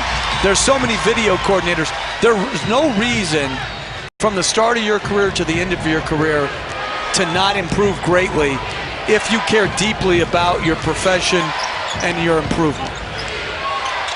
Yeah, one of the assistant coaches that Paul was talking about is J.J. Redick nails the jumper. Lawrence Frank, one of Doc Rivers' assistants, says they're always going back and forth. There's Lawrence, of course, has been a head coach in the NBA. He won his first 13 or 14 games as an NBA head coach with New Jersey. Parker pass deflected. Shot clock at 9. Leonard on the move. Baamute reaches in. Shot is up. It's good. And a foul. Off balance. Nearly had it knocked away. Instead, a chance for a 3-point play. What? He didn't have this handle, Mike, coming in. And then this shooting touch, the Dirk off 1 foot. The Dirk. The Dirk. Are you kidding me? Mark Jackson's at home repeating his phrase over and over. Great offense beats great defense every time, and that's what's happening here tonight. Spurs are 6 of 9, and the Clippers 7 of 8. You see the numbers. Just great offense here in this third period. Chris Paul puts it in. Paul lighting it up.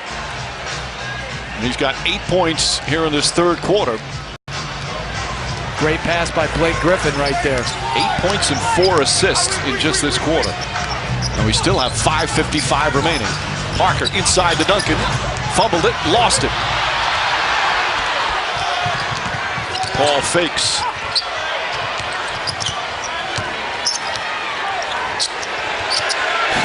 The crowd wanting Jordan, urging him to shoot it. Redick finds Griffin. Griffin wide open. Leonard his third rebound. Don Nelson's up in the stands tonight. Remember when he used to let Manute Bol shoot those threes? Absolutely.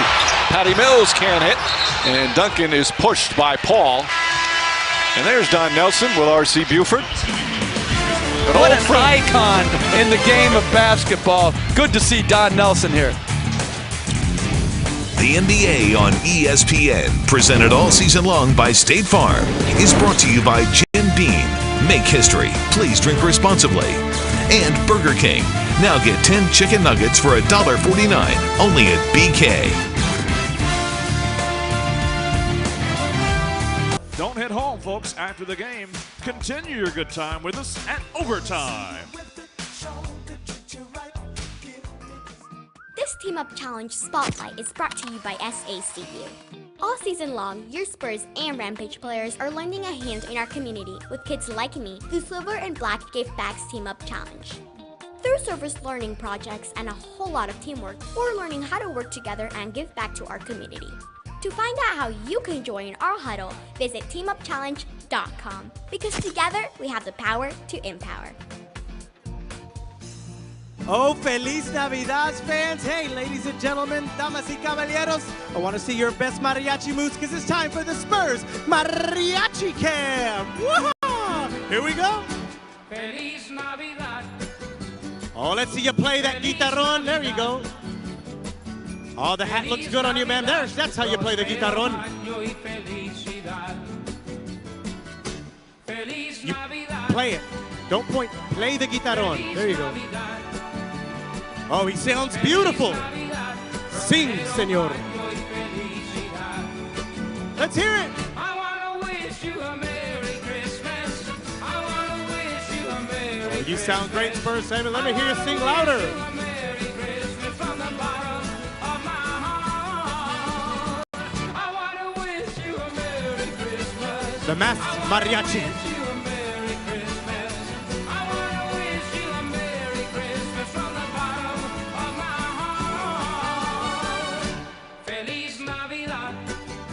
Oh, you're playing a great guitarón. Let me hear you sing the song, Spurs family. Feliz Navidad. Prospero año y felicidad. Feliz Navidad. Feliz Navidad. You did a great job and you sounded beautiful, Spurs family. Thanks for having some fun with us at tonight's Mariachi Camp.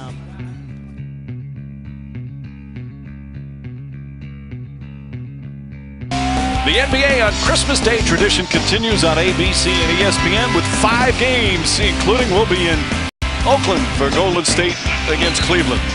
Well, they have the Christmas spirit here at the AT&T Center a little bit earlier tonight. The baby race where one parent is at one end and they place the baby down and has to crawl to the other parent. Well, some babies are not interested.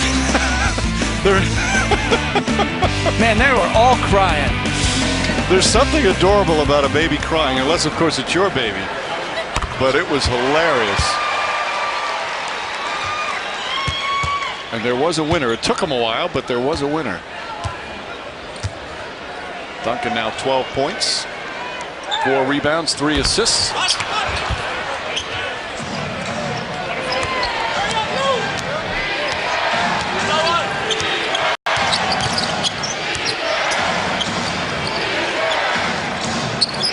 Ginobili back in for San Antonio.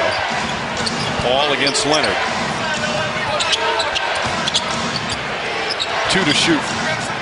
Paul over Duncan. Just gets the rim and Leonard grabs the rebound. And putting Kawhi Leonard on Chris Paul allows them to switch some of those late clock pick and rolls because Leonard is big enough and strong enough to hold off Griffin or DeAndre Jordan for second shots. Leonard pulls up, shot misses. Griffin with his 5th board. Ahead now to Reddick. Good transition defense from San Antonio. Paul, though, negates it with a 3-pointer, his 2nd of the game. They're 9 of 15 from downtown. Again, remember, San Antonio, the best in the league at defending the 3 this year. Not the case tonight.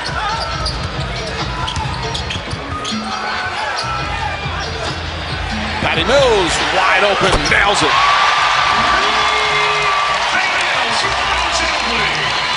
Mills with 6 points off the bench. They're also 7 of 11 from downtown. So the two teams have combined 16 for 26 from 3-point range. Shot blocked by Mills. They love Patty Mills' hustle here at San Antonio. Well, they lost Reddick off the baseline screens, but as you said, Mike, the energy, the intensity allows him to recover and block the shot. You know, shooting the ball well, Mike, and his energy is irrepressible. Plays about 21 minutes a game, averages double figures. Griffin steps back, short. Boris Diaw just checked in, grabs the rebound. Mills pushes it up to Ginobili. Aldridge off the mark. By the way, Mills, his actual average is just under 9 a game. Paul kicks it out, Crawford. Paul with a scorer's mentality here in this third quarter. He's got 11 points in the period. And again, they're trying to switch more and more of these pick and rolls. Griffin gets inside and connects with Aldridge right there on him. We are watching some terrific offensive play. Pass inside, deflected and stolen by Paul. Doing a little bit of everything here in this third quarter. Paul drives right at Mills, misses, gets his own rebound, and will reset.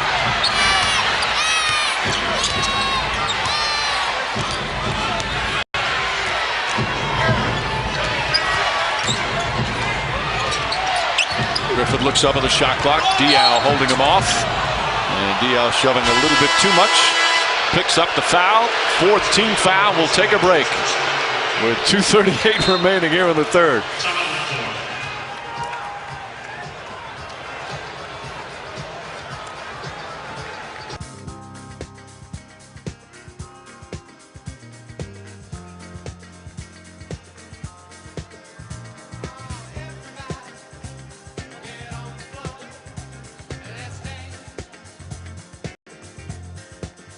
Fans, Christmas is a week away, and I know many of you guys are procrastinating out there, and y'all need to get to hurry up and wrap in your gifts.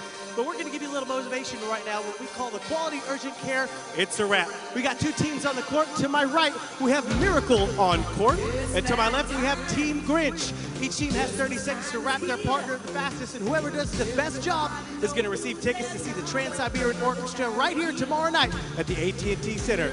Contestants ready? 30 seconds on the clock. On your mark, get set, let's go! Oh, Team Grinch has a good strategy going, the roll.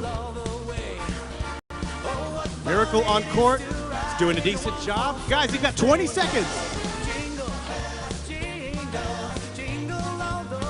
15 seconds. Let's count them down, fans. 10, 9, 8, 7, 6, 5, 4, 3, 2, 1. All right, fans, they've done a great job. We need your help to determine the winner. What do you guys think of Team Miracle on court? Now, what about Team Grinch? Ladies and gentlemen, we have a winner. Congratulations, Team Grinch.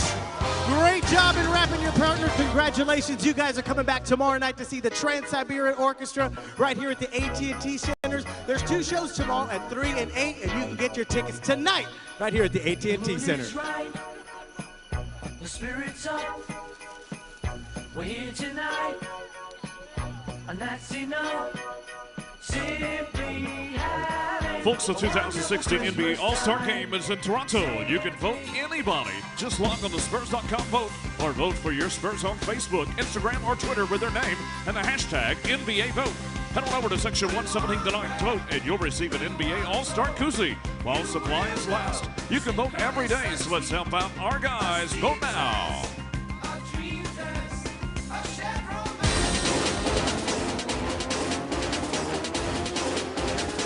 Meanwhile, San Antonio down by 4. 2:38 remaining here in the third. Chris Paul has been magnificent here in this third quarter. He looks exhausted right after that timeout was called.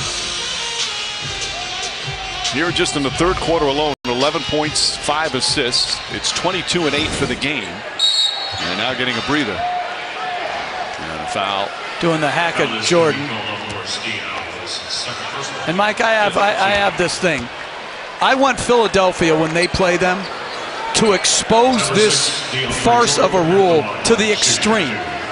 I would foul every possession, the whole game he's in there. From the opening tip, I'd grab him. Then when they're taking it out, grab him before the ball's in bounds. That's it. Sends him to the free throw line. And then do it the entire game. Because we act like this is okay, this rule. This is a joke of a rule. In the last 2 minutes, you can't do it, but the first 46, it's okay. And people say, well, we don't want to reward a lack of skill to change the rule. How about this? What type of skill is fouling? And I hope that Doc Rivers and J.B. Bickerstaff on January 18th hack a Jordan and then hack a Howard the whole game on national TV. I hope it's a 19-hour game that never ends, because this is a joke of a rule. It needs to be changed. And it's not just a couple players anymore. A lot more players are now being fouled, and it's happening more than it ever has. And why? And if you're Philly, and he's a 39% free throw shooter, why wouldn't you do it the whole game? Because you can never play down a man in the NBA. You just rotate the guys. Even if guys foul out, you have to have 5 on the floor at one point. And here's a benefit too, Mike, as it happens again, is that you can keep your best offensive players on the floor the whole game. They're never going to be tired because they're just going to play offense because you're going to foul that guy the whole game. Well, after all that happened in the playoffs last year, which got a lot of play, it went and talked about it, and no, there was hardly anybody in favor of changing the rule, and hopefully that's going to change. But, Mike, I remember back in the 90s when the game was too much contact. David Stern bypassed the competition committee. He formed a fake committee, and we all hated how he did it, but it was the right move because he didn't leave it to the people who had a vested interest in the game. He just said, no, we're going to have Jerry Colangelo decide, along with David Stern and a few committee members, how the game was going to be played going forward. And you know what? They got it right. And right now, Adam Silver, he's got to say, hey, guys, we're not doing this anymore. Vote for it or don't vote for it. I'm running this league, and this is over as of now. By the way, who else was on that fake committee? I have no idea because they didn't ask anybody. And you know what? Here's the thing. If they would have, it most likely would have never gotten passed because everybody has vested interest as Aldridge makes this. We had a big, strong team. We didn't want less contact. We were never going to vote for that. There you go, and foul Jordan again. Greg Popovich was yelling at his team to do it with 1:45 remaining. Meanwhile, Aldridge tried to draw the foul the other end, didn't get the call, but made a very difficult shot. And a great no call. That's what I want to see. So again, for what do you want to see done? What's the rule you want? All right. So the rule in the last 2 minutes is you can't do this. So very basically, I would like to see the rule for the last 2 minutes be the rule for the whole game. But if they don't want to do that, how about this? After 18 fouls, make it a 3 to make 2. You get 3 shots to make your 2. Fouling should not be rewarded in basketball. Do you imagine, like in pro football, holding being rewarded? Like, go hold somebody. Oh, that gives you a benefit. No, this is ridiculous. And for the fans who are either here in the arena or watching at home, it's just horrible to watch. And I'm telling you, until I hope, hashtag this, expose the farce of this rule. Hashtag that, January 18th, Dwight Howard versus DeAndre Jordan. Never have the game in. 20 hours on TNT until it finally gets changed. Jordan, by the way, had a game early this season, 34 free throw attempts against Portland. Terry Mills up top, Ginobili, back to Aldridge, fakes, puts up the jumper, knocks it down. Spurs back within 3.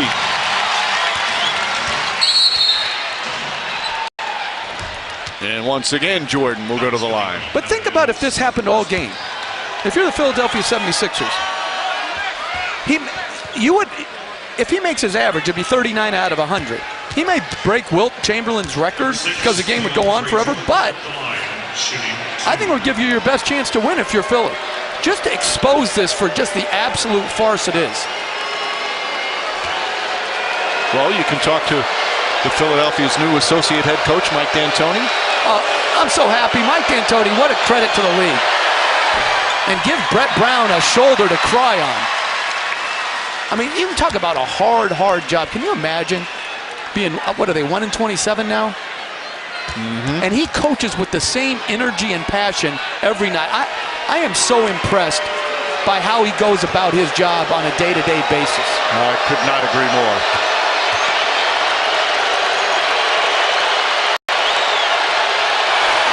Jordan now 4 for 10. And he's got a double-double, 10 points, 10 rebounds, couple of block shots. Clippers by 4. Patty Mills. Aldridge.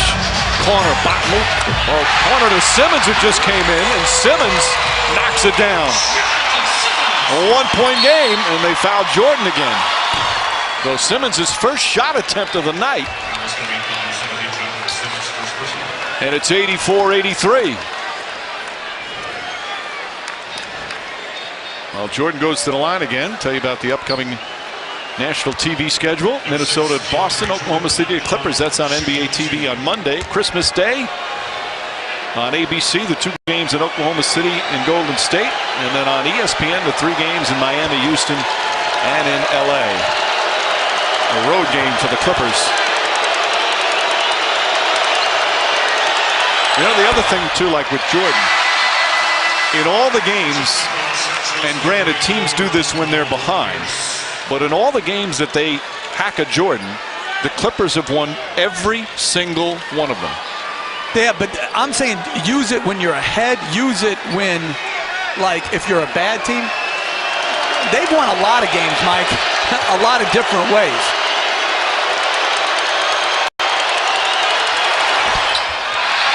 That one just in and out. Misses a pair there. Spurs with a chance to take the lead.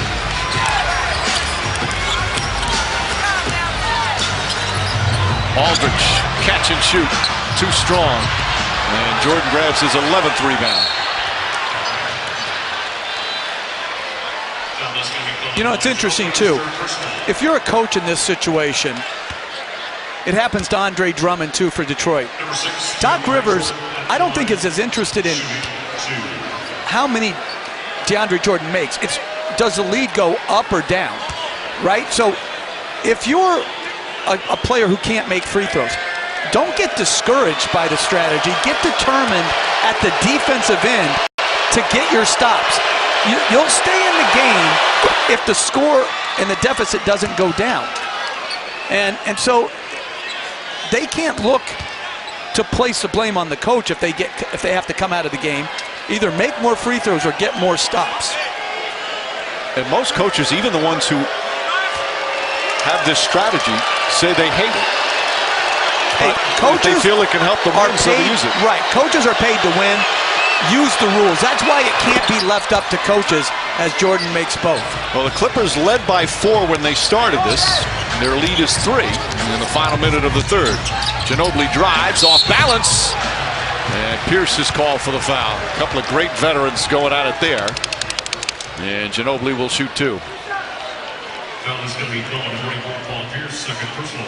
Two fouls on Pierce. Meanwhile, Ginobili at 38 years old. He's very healthy. Didn't play a lot of basketball this summer. Always just playing with Argentina's national team. Did a lot of weight work. Just worked on building up strength. And he's looked sharp as Jordan finally sits down.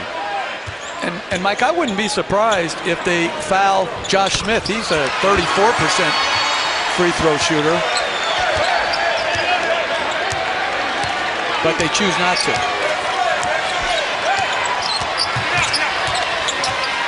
Rivers steps back up top. Smith. Smith, nice backdoor pass, and Johnson throws it down. Josh Smith has given Doc Rivers some good minutes. In 7 minutes, 4 points, a couple of assists, 2 block shots, a steal. Diaw floats it into Aldridge, and Smith fouls him. They're going to say before the shot. Doesn't matter, they're in the penalty, so Aldridge will shoot 2.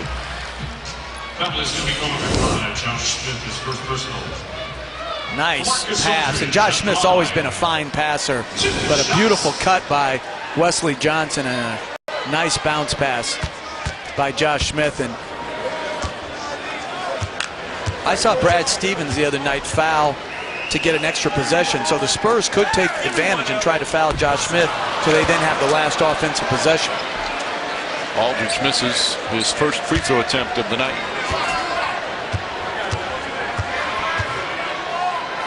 Aldridge, with 20 points to lead the Spurs, misses a pair. Aldridge, an 81% free throw shooter. Pierce, final seconds, lost it, comes back, now fires away, misses, and that will end the third. Spurs are upset. They thought that Pierce should have been called for a travel. Meanwhile, second game of our doubleheader. Anthony Davis in Phoenix against the Suns. That coming up next on an NBA Friday.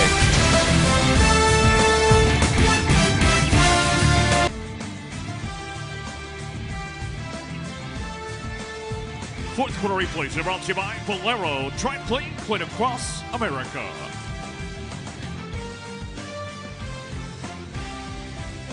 Folks, time to take a look up to the sky, because it's snowing. HEB Cafe Holiday Roast it is. Take a look up to the sky, and Spurs family, in the spirit of the holiday Christmas season, let me hear you make some noise.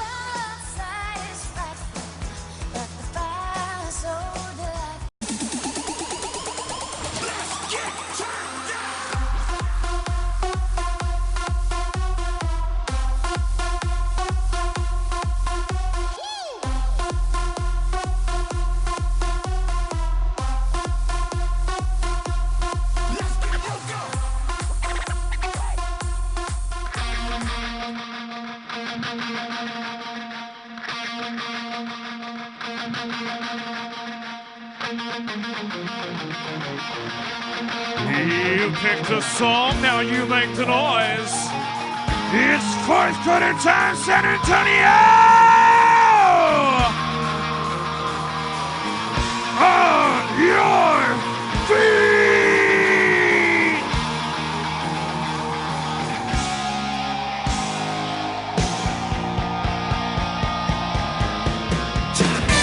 Welcome back to San Antonio with Spurs coach Greg Popovich. Greg, you made a couple of defensive adjustments, including putting Kawhi on Chris Paul for a while. What had been the problem before that? We just want to switch it up and have Chris have somebody with more size on him. Offensively, you guys are still shooting above 50%, but I saw you talking to Manu there after a failed possession. What's been any issues offensively?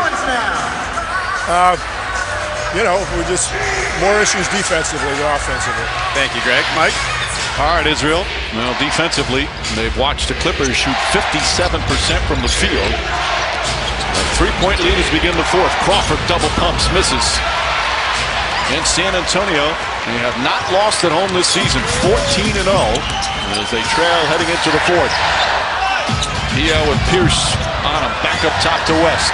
Ginobili, extra pass. Simmons kicks it back out. Patty Mills to West. Inside the Mills. What a sequence. Clippers were playing such good defense until the end. And they absolutely, the Spurs did, passed up 4 really good shots to get a great shot. Josh Smith threw it away. Simmons breaks free. Smith was complaining that it should have been a kickball. He may have had a point, but he stopped playing. And Simmons got down for an easy 2. It's an epidemic in our league now. The stop, the stand, and the stare instead of running back and complaining at a later date. That's the Clippers' first turnover of the second half. They didn't turn it over once in the third quarter. Smith steps back, and a bad shot attempt that time. Diaw. David West connects. Timeout, LA.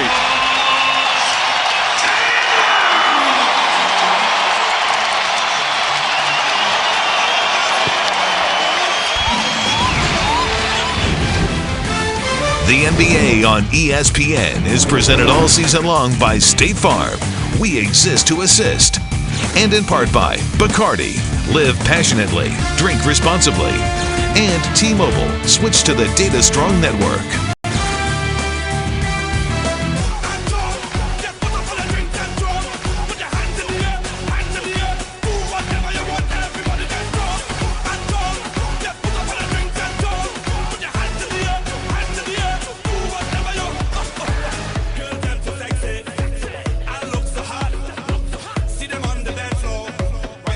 It's the holidays, and we're in extra special giving mood tonight.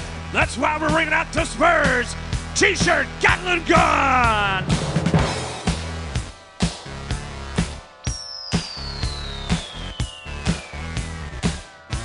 You were the girl that changed my world. You were the girl for me. You lit the fuse. I stand confused. You were the first for me, but you turned me out. You dropped the bomb on me, baby. You dropped the bomb on me, but you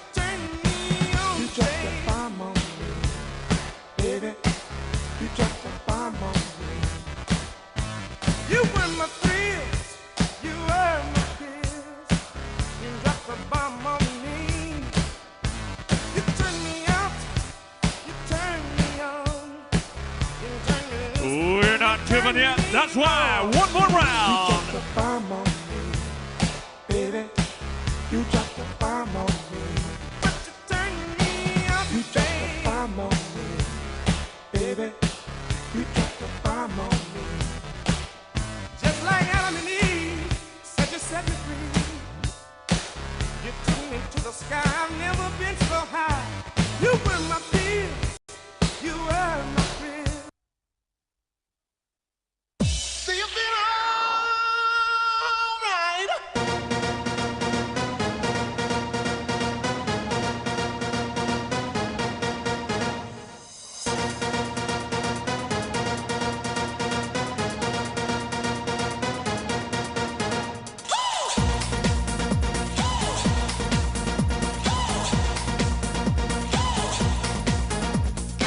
Welcome back to NBA Friday, presented by State Farm. Here in San Antonio, Spurs trying to remain undefeated at home. They're now up by 3.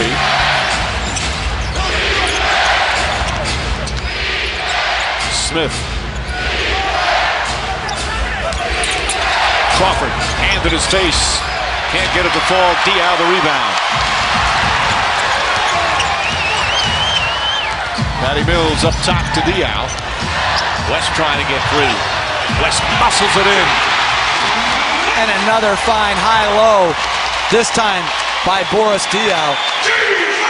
David West against the smaller Paul Pierce. Boris Diaw leads the team in assists with 5. As we call a foul. Now here's the play that Doc Rivers was upset about. Here's the pass, and that leg extended. Any part of the leg that is extended is considered a kick ball. And that should have been. But again, Josh Smith was looking at the official, didn't get back defensively, and Simmons got that layup. Now the Clippers are down by 5. Austin Rivers, Jamal Crawford, Blake Griffin, DeAndre Jordan, and Lance Stevenson out there for LA. 8 to shoot. Griffin spins against Diaw, double team. 4 to shoot. Crawford fires one up. And Diaw the rebound. Good defense. Yeah, great sequence, and Jonathan Simmons again using his athleticism to impact the game. And Lance Stevenson called for the foul. First foul on Stevenson. First team foul.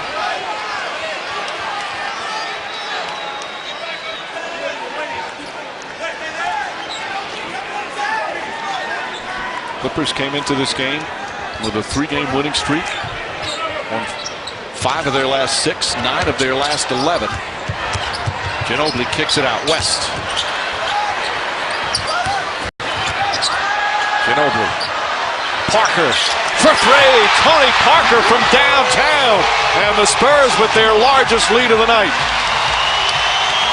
He's 2 for 2 from three-point range. 11 points in a row now for San Antonio, and a loose ball foul called against the Spurs as Paul set the check back in. Again, it's just beautiful offense. Ginobili finds Parker, and again, the improvement of the Spurs players. He could not make threes when he came here.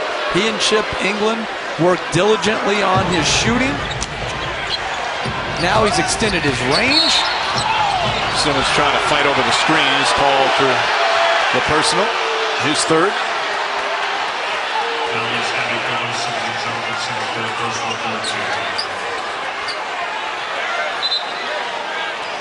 The rookie will now take a seat as Leonard's going to come back in the game. Chris Paul has returned. Clippers have yet to score. We're over 3 minutes into this period.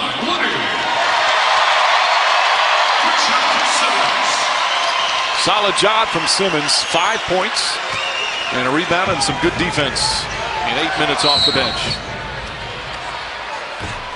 And just for, they don't have to wait for the ball to come in. They can grab him before the ball comes in. This should be a really fun last 9 minutes, Mike. I'm really looking forward to this. This was a great game turned into a... That's only the 14th foul, though. Yeah, but they're going to get to where they want to get to. It's smart. They don't even have to wait. Well, I hate this for two reasons. Number one, all the things that you've said because of what it does to the game. And number two, it puts you in a very ornery mood. I was watching a unbelievable game. And this is no blame on coaches. This is like what we were saying in the third. It's got to be corrected now, not next year, not tomorrow. Like call down to the scores table right now and say, do it again, and they get 3 to make 2, or they get the choice of refusing the free throw, something. Jordan now from the free throw line, 6 of 15. We were watching in the third quarter. We were both saying how that stretch in the third quarter is some of the best basketball we've seen all season. We're going to get to the Phoenix-New Orleans game at about like the mid-third quarter.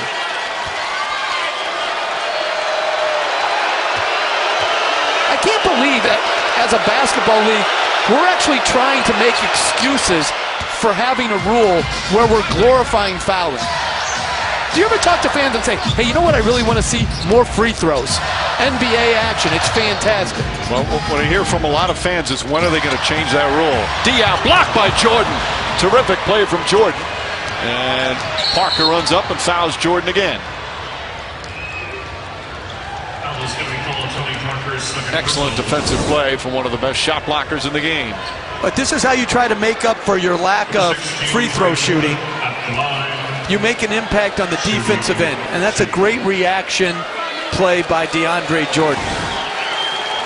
You know what, when you watch Jordan, his free throw, he's got a really nice form. And there are certain free throws he's absolutely perfect.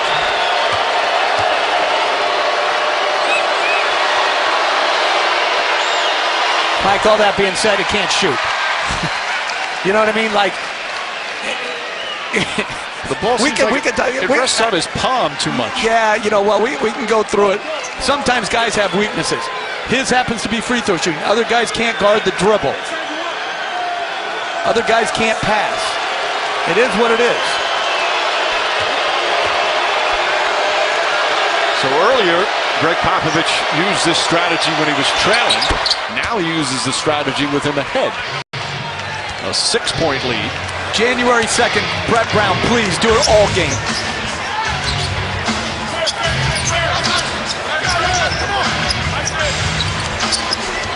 Ginobili slices through the defense.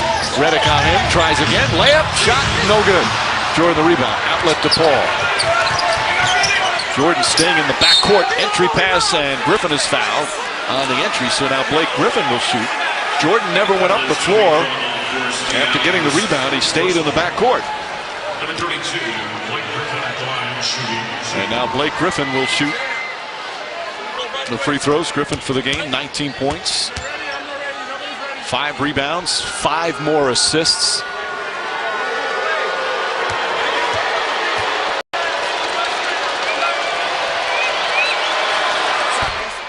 Tonight, after our NBA doubleheader, keep it locked for Sports Center at night, live from LA. Stan Barrett and Neil Everett. We'll have highlights from all tonight's NBA action as well as college hoops and NHL. Sports Center at night following Pelican Suns on ESPN. 8:19 remaining in the fourth here in San Antonio.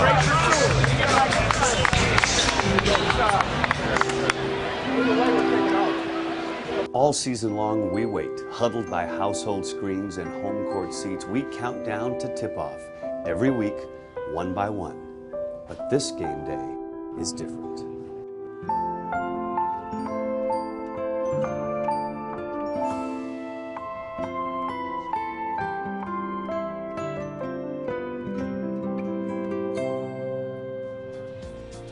Now, you know they say hide your kids, hide your wife, but don't hide your husbands. In fact, have your husband stand up. Gentlemen, if you're a father, stand up, fathers, because it's time for the Spurs Awkward Dad Dance Cam. We want to see those dance moves. Let's see them. You, sir, let's see them. Oh, my goodness.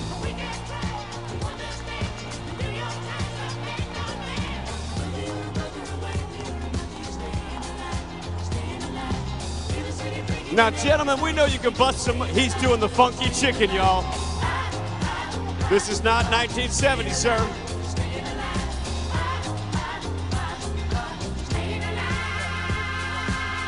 Oh, he's doing the heartbeat. The dads are out in full force today. Let's see those awkward dances, dads.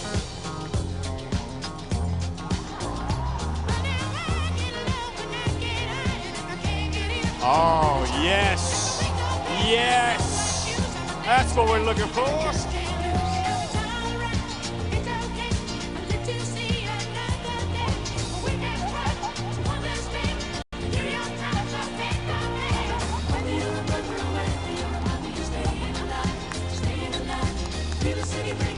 Oh, we've got a dance-off. We got the robot and the maracas. I don't know.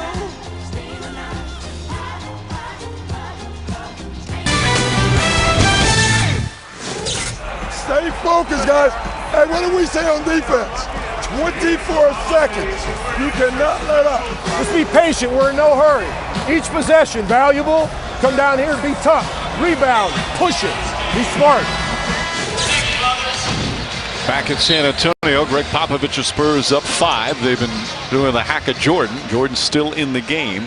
Now, if you're Doc Rivers and you're behind the continue, when do you start thinking about taking out Jordan, who just can't make free throws? But see, they were down 8, and they're about to cut it to 4 or 3 right here. So they're getting stops. One of the negatives about the hack of whoever is that you're going against a set defense. You're never playing in transition. And if you're in any kind of rhythm, it kind of just completely kills that.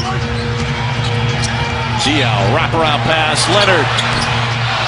Jordan rips the rebound down. What a pass by Diaw. Griffin wanted to get it. David West is guarding Chris Paul. Diaw on Griffin. Steps back. Shot clock down to 6. Paul to Stevenson. Stevenson in stride. Short. And Mike, I think Greg Popovich probably went away from the hack of Jordan for that very reason that you mentioned, to try to regain some offensive rhythm and to be able to play early in the shot clock. Parker can't get it to go. Jordan pulls down his 15th rebound. So plenty of time, over 7 minutes left in this one, a 5-point game. Leonard guarding Paul. Paul throws it up. Jordan misses the jam. Ball a little bit behind him when he caught it. Ginobili to Parker. Nice defense from Redick. Redick's a much better defender than people would think. Parker now on Stevenson. Back for West. David West, just 17-footer can't go. Jordan hauls it another one.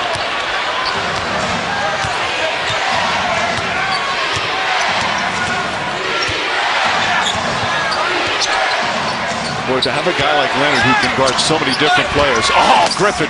Hard drive to the basket using his offhand, and it's a 3-point game. And the Clippers do that when Blake Griffin's at the elbow. Chris Paul is a very good screener. Threw a brush screen there, which gave Griffin the ability to get all the way to the basket.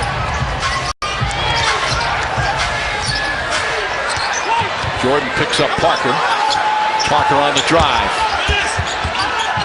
Shot clock at 2. Parker's going to have to put it up. Tony Parker from downtown as the shot clock expires. When he turned the corner, I don't think he realized there was that few seconds left on the clock. And we heard Doc Rivers say it at the timeout. 24 seconds. Redick to Griffin. Griffin poked away by Ginobili.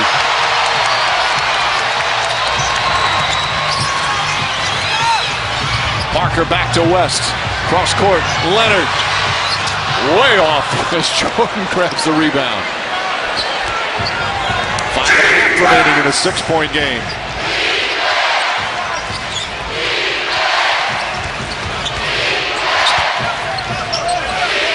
David West playing some big fourth quarter minutes. And a foul called on West. No free throws for Chris Paul.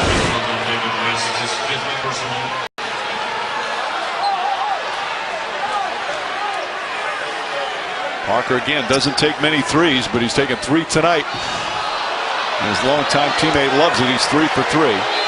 That foul on West, by the way, his 5th. Crowd just saw a replay. Reaction, not a positive one. As Chris Paul hits the free throw. Duncan, Aldridge, and Patty Mills all check in for San Antonio. And Chris Paul is very difficult to officiate because he's an exaggerator of contact. And right there, it looked like David West didn't get the benefit of the doubt on that exaggeration. So West still, for a moment there, he was laughing about the call, but he'll sit. Paul now 8 for 8 from the free throw line. Back to 4. There has not been a double-digit lead in this one. It's been a terrific game to watch until the hack of Jordan. And all the momentum halted. It's still close, however, as San Antonio trying to remain undefeated at home. 6 to shoot. Parker. A couple of crossover tries. Griffin right out of it. Parker knocks it down. Wow, what a shot by Parker. Excellent defense by Blake Griffin.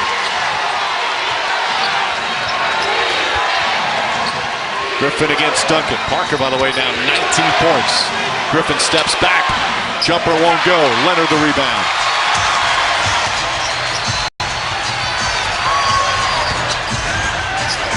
Duncan, entry pass, Aldridge. Aldridge flips it up and in. Timeout Clippers as San Antonio back up by 8. Again, Mike, high-low. They've had to do it 5 to 6 times. Very good entry pass by Duncan.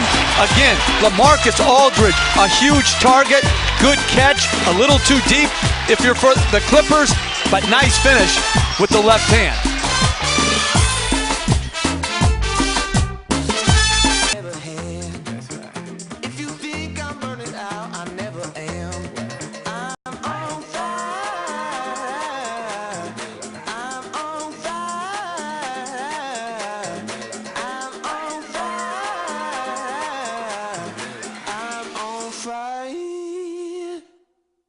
Fireball.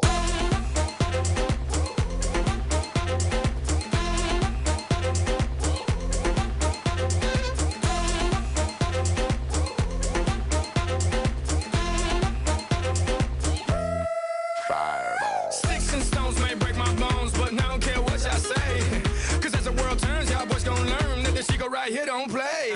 That boy's from the bottom of the map, MIA USA. I gave Susie a little pat up on the booty and she turned around and said, walk this way. I was born in a flame. Mama said that every word was on my name.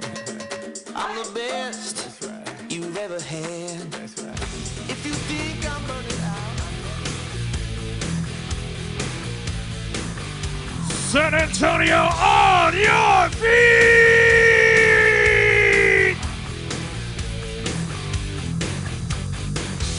Say your prayers and so on. Don't forget my son to include everyone.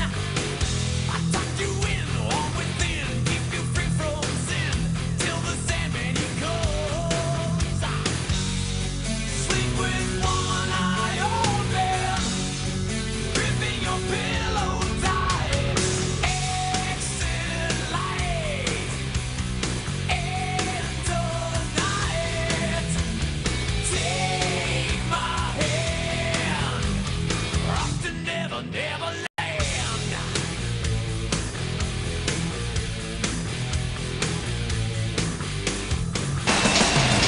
Friday night doubleheader, second game. Eric Bledsoe having a fine year for the Phoenix Suns. They'll host New Orleans. Second game coming up on our NBA Friday. Meanwhile, a good one here in the opener, and Tony Parker having a great fourth quarter.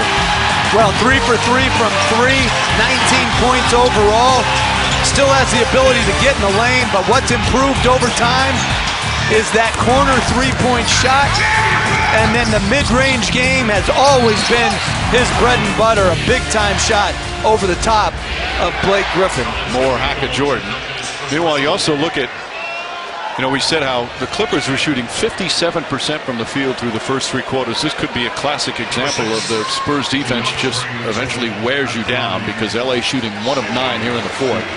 Plus the fact that they are kind of out of rhythm with this Hackett Jordan strategy. Well, and also, Mike, they didn't get much production from their bench tonight. So you're talking about really playing guys extended minutes, coming off a difficult trip and horrible travel situation if you're the Clippers. There's the four main bench guys right there: Pierce, Rivers, Stevenson, and Smith. Jordan now, this will be his 20th free throw attempt of the game. He's 8 of 19 thus far. 14 points, 17 rebounds. And that one not close.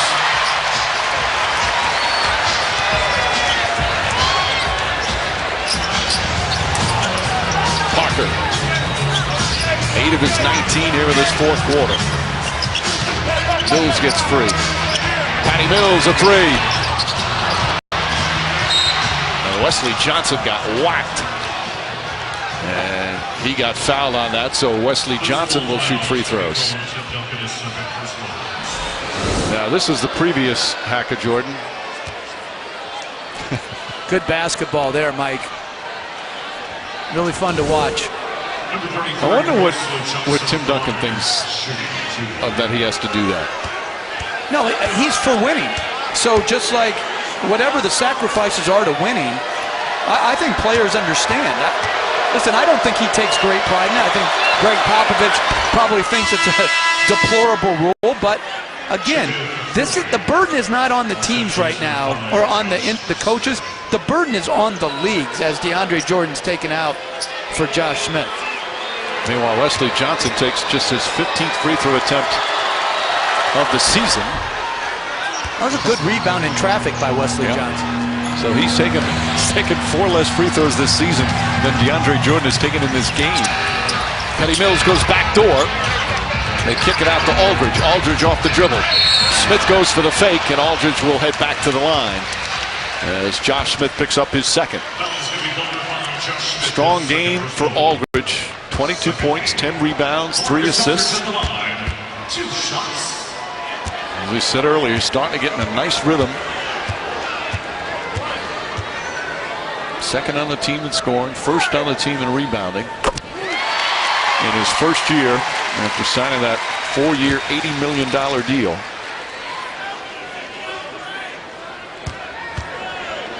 R.C. Buford, who's done just an unbelievable job, has been the GM since 2002. The foresight on the Kawhi Leonard trade. Incredible, astute judgment by the Spurs and R.C. Buford. 8-point game again. We're under 4 minutes to go. Leonard pestering Paul. Now Patty Mills switches off. Mills all over Paul. Paul down the lane, kicks it back out. Griffin, open jumper. Can't get it to fall. Aldridge with his 11th rebound. Parker spins in the paint. Wild shot misses. Rebound Leonard. Back out to Aldridge. Aldridge inside to Duncan, and he lost the ball. Knocked out of bounds. And the Clippers will get it back. That's a great pass, but Duncan did not handle it cleanly. Really nice find by LaMarcus Aldridge off the dribble. And Duncan just loses control over it.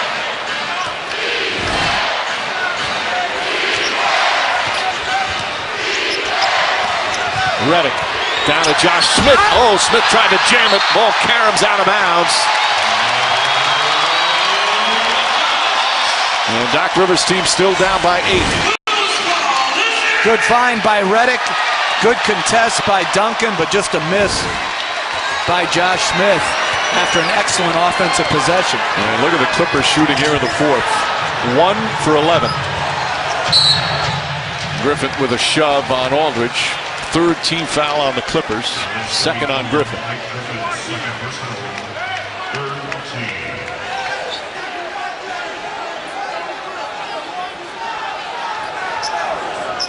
The Clippers have one more run in them, as the Spurs look to go 15-0 at home this season.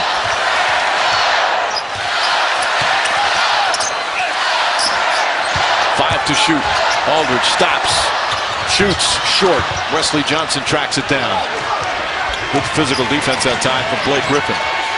Griffin wants it down low. Paul couldn't get it to him. pull-up jumper. Paul puts it in. 26 for Chris Paul.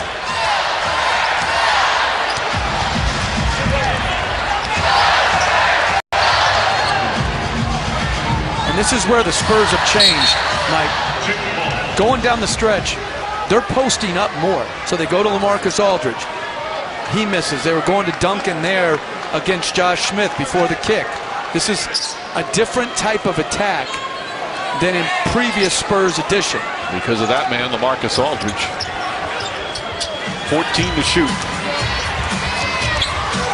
Patty Mills on the drive. Back out Parker. Parker finds some space. Jump shot won't go. Duncan can't hold on. And it's the Clippers' ball. Paul wants to push it up the floor. Throws it ahead to Smith. Smith against Parker. Drives. Layup is good. He was undecisive, and Paul told him to go because of who he had on him. And it's a 4-point game.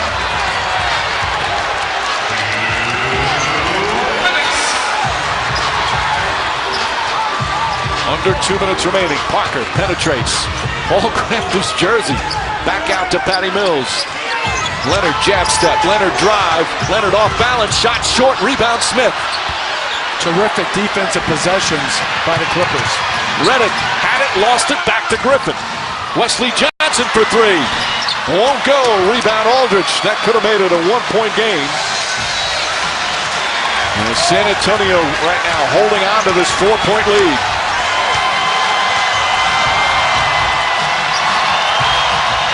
Parker puts it in.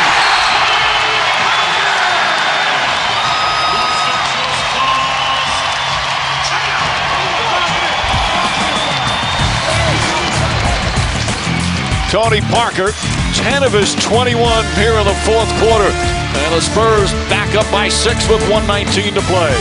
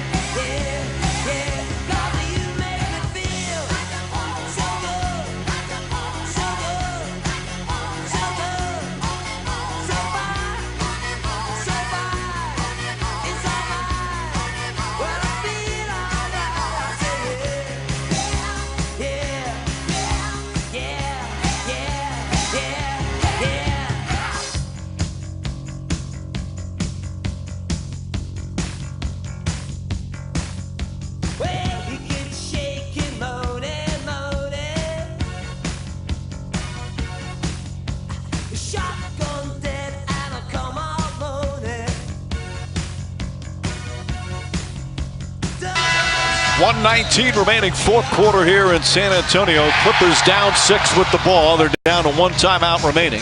LA still has a foul to give as Tony Parker and the Spurs with a terrific fourth quarter. San Antonio hadn't lost a home game all season, trailed by 3 heading into the fourth. But Parker with 10 of his 21 here in this final period. And the lead is 6 right now. What point guard play we've seen tonight, Mike, from these starting point guards. You know, they're never the ones right now mentioned as the top couple, but you'll have your hands full if you go against them in a playoff series. I guarantee you that. Paul, alley-oop to Jordan, and he lows it, throws it down on a beautiful feed from Paul, and that makes it a 4-point game. DeAndre Jordan with 16 points and 17 rebounds. In a game where they played the hack of Jordan quite a bit here in the second half. Leonard fakes. Leonard kicks it out. Ginobili for 3. Rebound tipped by Johnson. Parker picks it up. Huge extra possession for San Antonio. And again, that's the Clippers' greatest weakness is their rebounding. So they get a new 24. Paul shuts off Parker, and Griffin fouls Parker. That's the foul to give. But you don't want to give it because now it puts, it costs you 6 seconds. Yep, it went 8 on the shot clock to reset to 14. And right now, every second so important for the LA Clippers.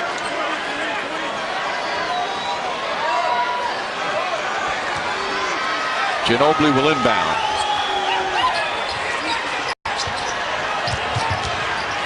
Back to Parker. Paul in pursuit. Parker fakes, puts it up, shot misses. Duncan tips it in.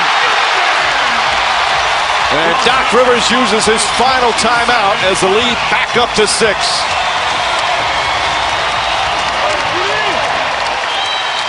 "39-year-old Tim Duncan now with 14 points and a big follow right here. And as you said, Jeff, another second shot opportunity for San Antonio. Well, Jordan has to come to try to protect the rim. No one blocks out Duncan as he has a free run to the rim. That's got to be a sink by the weak side wing to come and take care of Duncan on the board. So Rivers out of timeouts with 30.8 seconds remaining. And there you see the fourth quarter, a dominant one for San Antonio.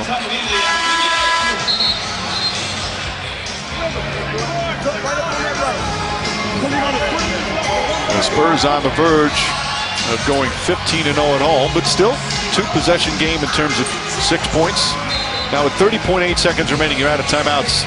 You really need to think 3 now, correct? Or is it too early? You know, again, you want to attack quickly. If it's, you don't want to take a desperation 3, but if you can get a 3 for Crawford, Redick, or Paul, absolutely. Crawford trying to get free. Redick catches. Redick fires a 3. Leonard the other way. Redick thought he was fouled on that. Duncan to Parker. And a foul down this end. J.J. Redick saying, where was the whistle? And as Leonard's going to shoot some free throws for San Antonio. That was very well executed. And he has a point. He landed. He was in the landing space for the shooter. An excellent point. Leonard hits the first hearing chance of MVP. Redick still arguing. But he's right. That's one of the things the officials have started to call a lot more when the defender gets up into the shooter until he returns to normal floor position, because that's where guys get hurt. But they didn't call it that time. Leonard with 16 points, 9 rebounds.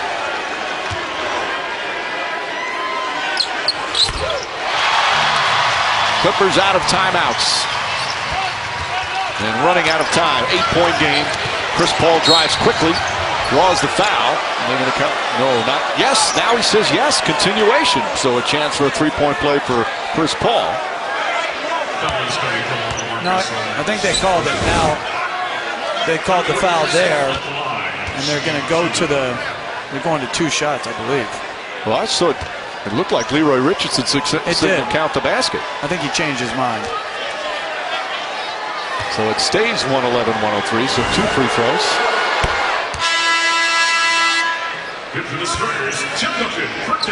Duncan back in for Green. 7-point game with 19.1 remaining. It looks like the Clippers are going to lose. But again, just like the Warrior losses, Mike, I think there's a lot of good that can come out of this. Ball knocked out of bounds. They're going to review it, but the call on the court is Clipper ball. Continue.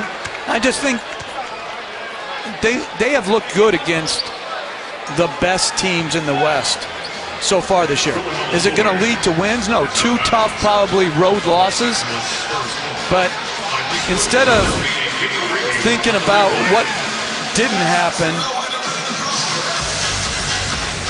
and that looks to be off DeAndre Jordan. And they did say Spurs ball. Right. I just think there's so many more positives for the Clippers than negatives that have come out of their 3 games so far against the Warriors, and now here are the Spurs tonight. And if they start getting some solid play from their bench, because Paul, Redick, Jordan, and Griffin have all played very well, and Chris Paul missed 5 games because of injury. Redick missed 4. Yet still 16 and 10. Now they went through that one stretch where they weren't playing well. But a lot of that, Mike, is injury too, right? So when those 4 are together, they're outstanding on offense. And they've shown better defense, not tonight necessarily, but the Spurs are a terrific offensive team.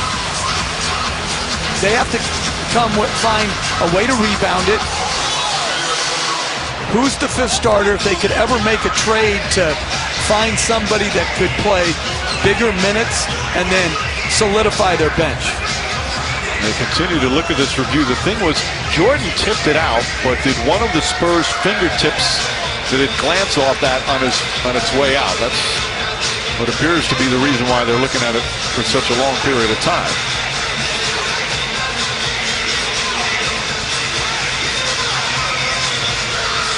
Let's take one more look at it here. Now watch, Jordan's hand comes in. Well, watch Aldridge. Did that? No, I don't think so. Oh, they did overturn it. Maybe they had different angles than we did.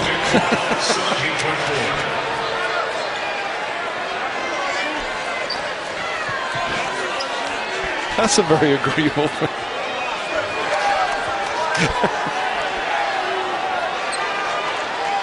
Chris Paul will inbound. 7-point game. Griffin. That's good. A three-pointer for Blake Griffin. And that's the absurdity of that rule, Mike. They get a free timeout to draw up a play when they had no timeouts remaining. And Greg Popovich will call a timeout, so it's back to a 4-point game with 15 seconds left. Think about it. They've exhausted their timeouts, but they get a free one. Very well executed by the Clippers.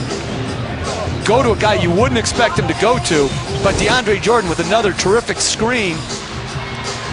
And Blake Griffin, what a catch and shoot. 3 by him. Griffin had only taken 13 three-pointers so far this season before tonight. He's 2 for 2 tonight. And now Griffin with 25 points.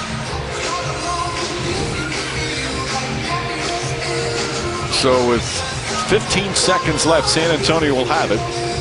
Clippers obviously don't have any fouls to give, and the Spurs are going to have to hit some free throws. It's been the Tony Parker show here in the fourth quarter. Parker, another guy, doesn't take a lot of threes, but he's hit 3 of them tonight. And has 21 points, including 10 here in the fourth quarter. Some of the usual array of Tony Parker buckets, and then some threes as well.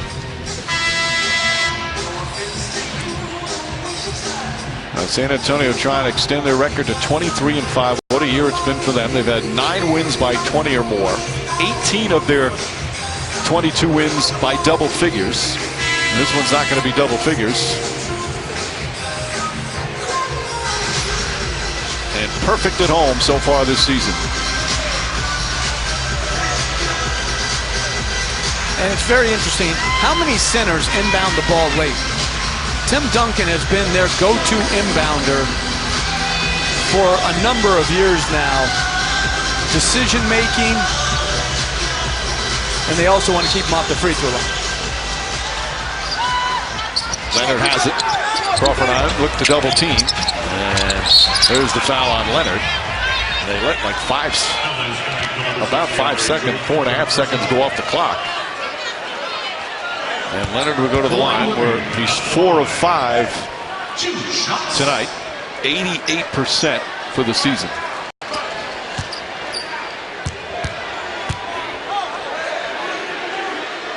Hits the free throws. This one's over.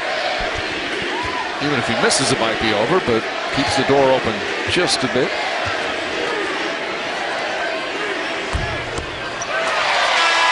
Who would have thought a couple of years ago that fans in San Antonio would be chanting MVP for Kawhi Leonard as Jordan sits down? Exactly. He's played unbelievably this year, but we can all agree, not the MVP.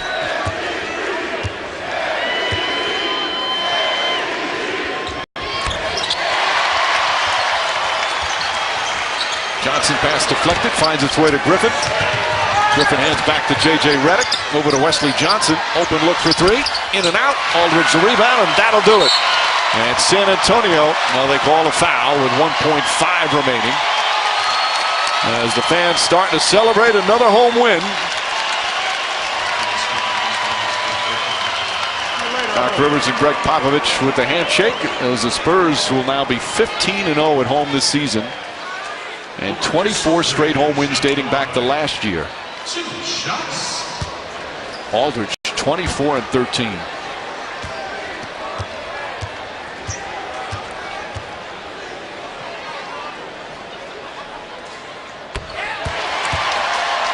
The Clippers' 3-game winning streak will come to an end.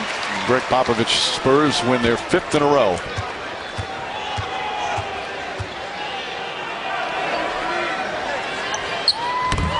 Aldridge with the finishing touches, and San Antonio stays perfect at home this season.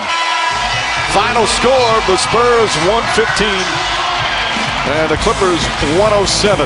Coming up next, NBA Friday continuing with New Orleans against Phoenix. Out in Phoenix for Jeff Van Gundy, Israel Gutierrez, our producer Mike Molinari, our director Jimmy Moore. Mike Breen saying thanks for watching. Let's go to Dave Pasch and Mark Jackson in Phoenix.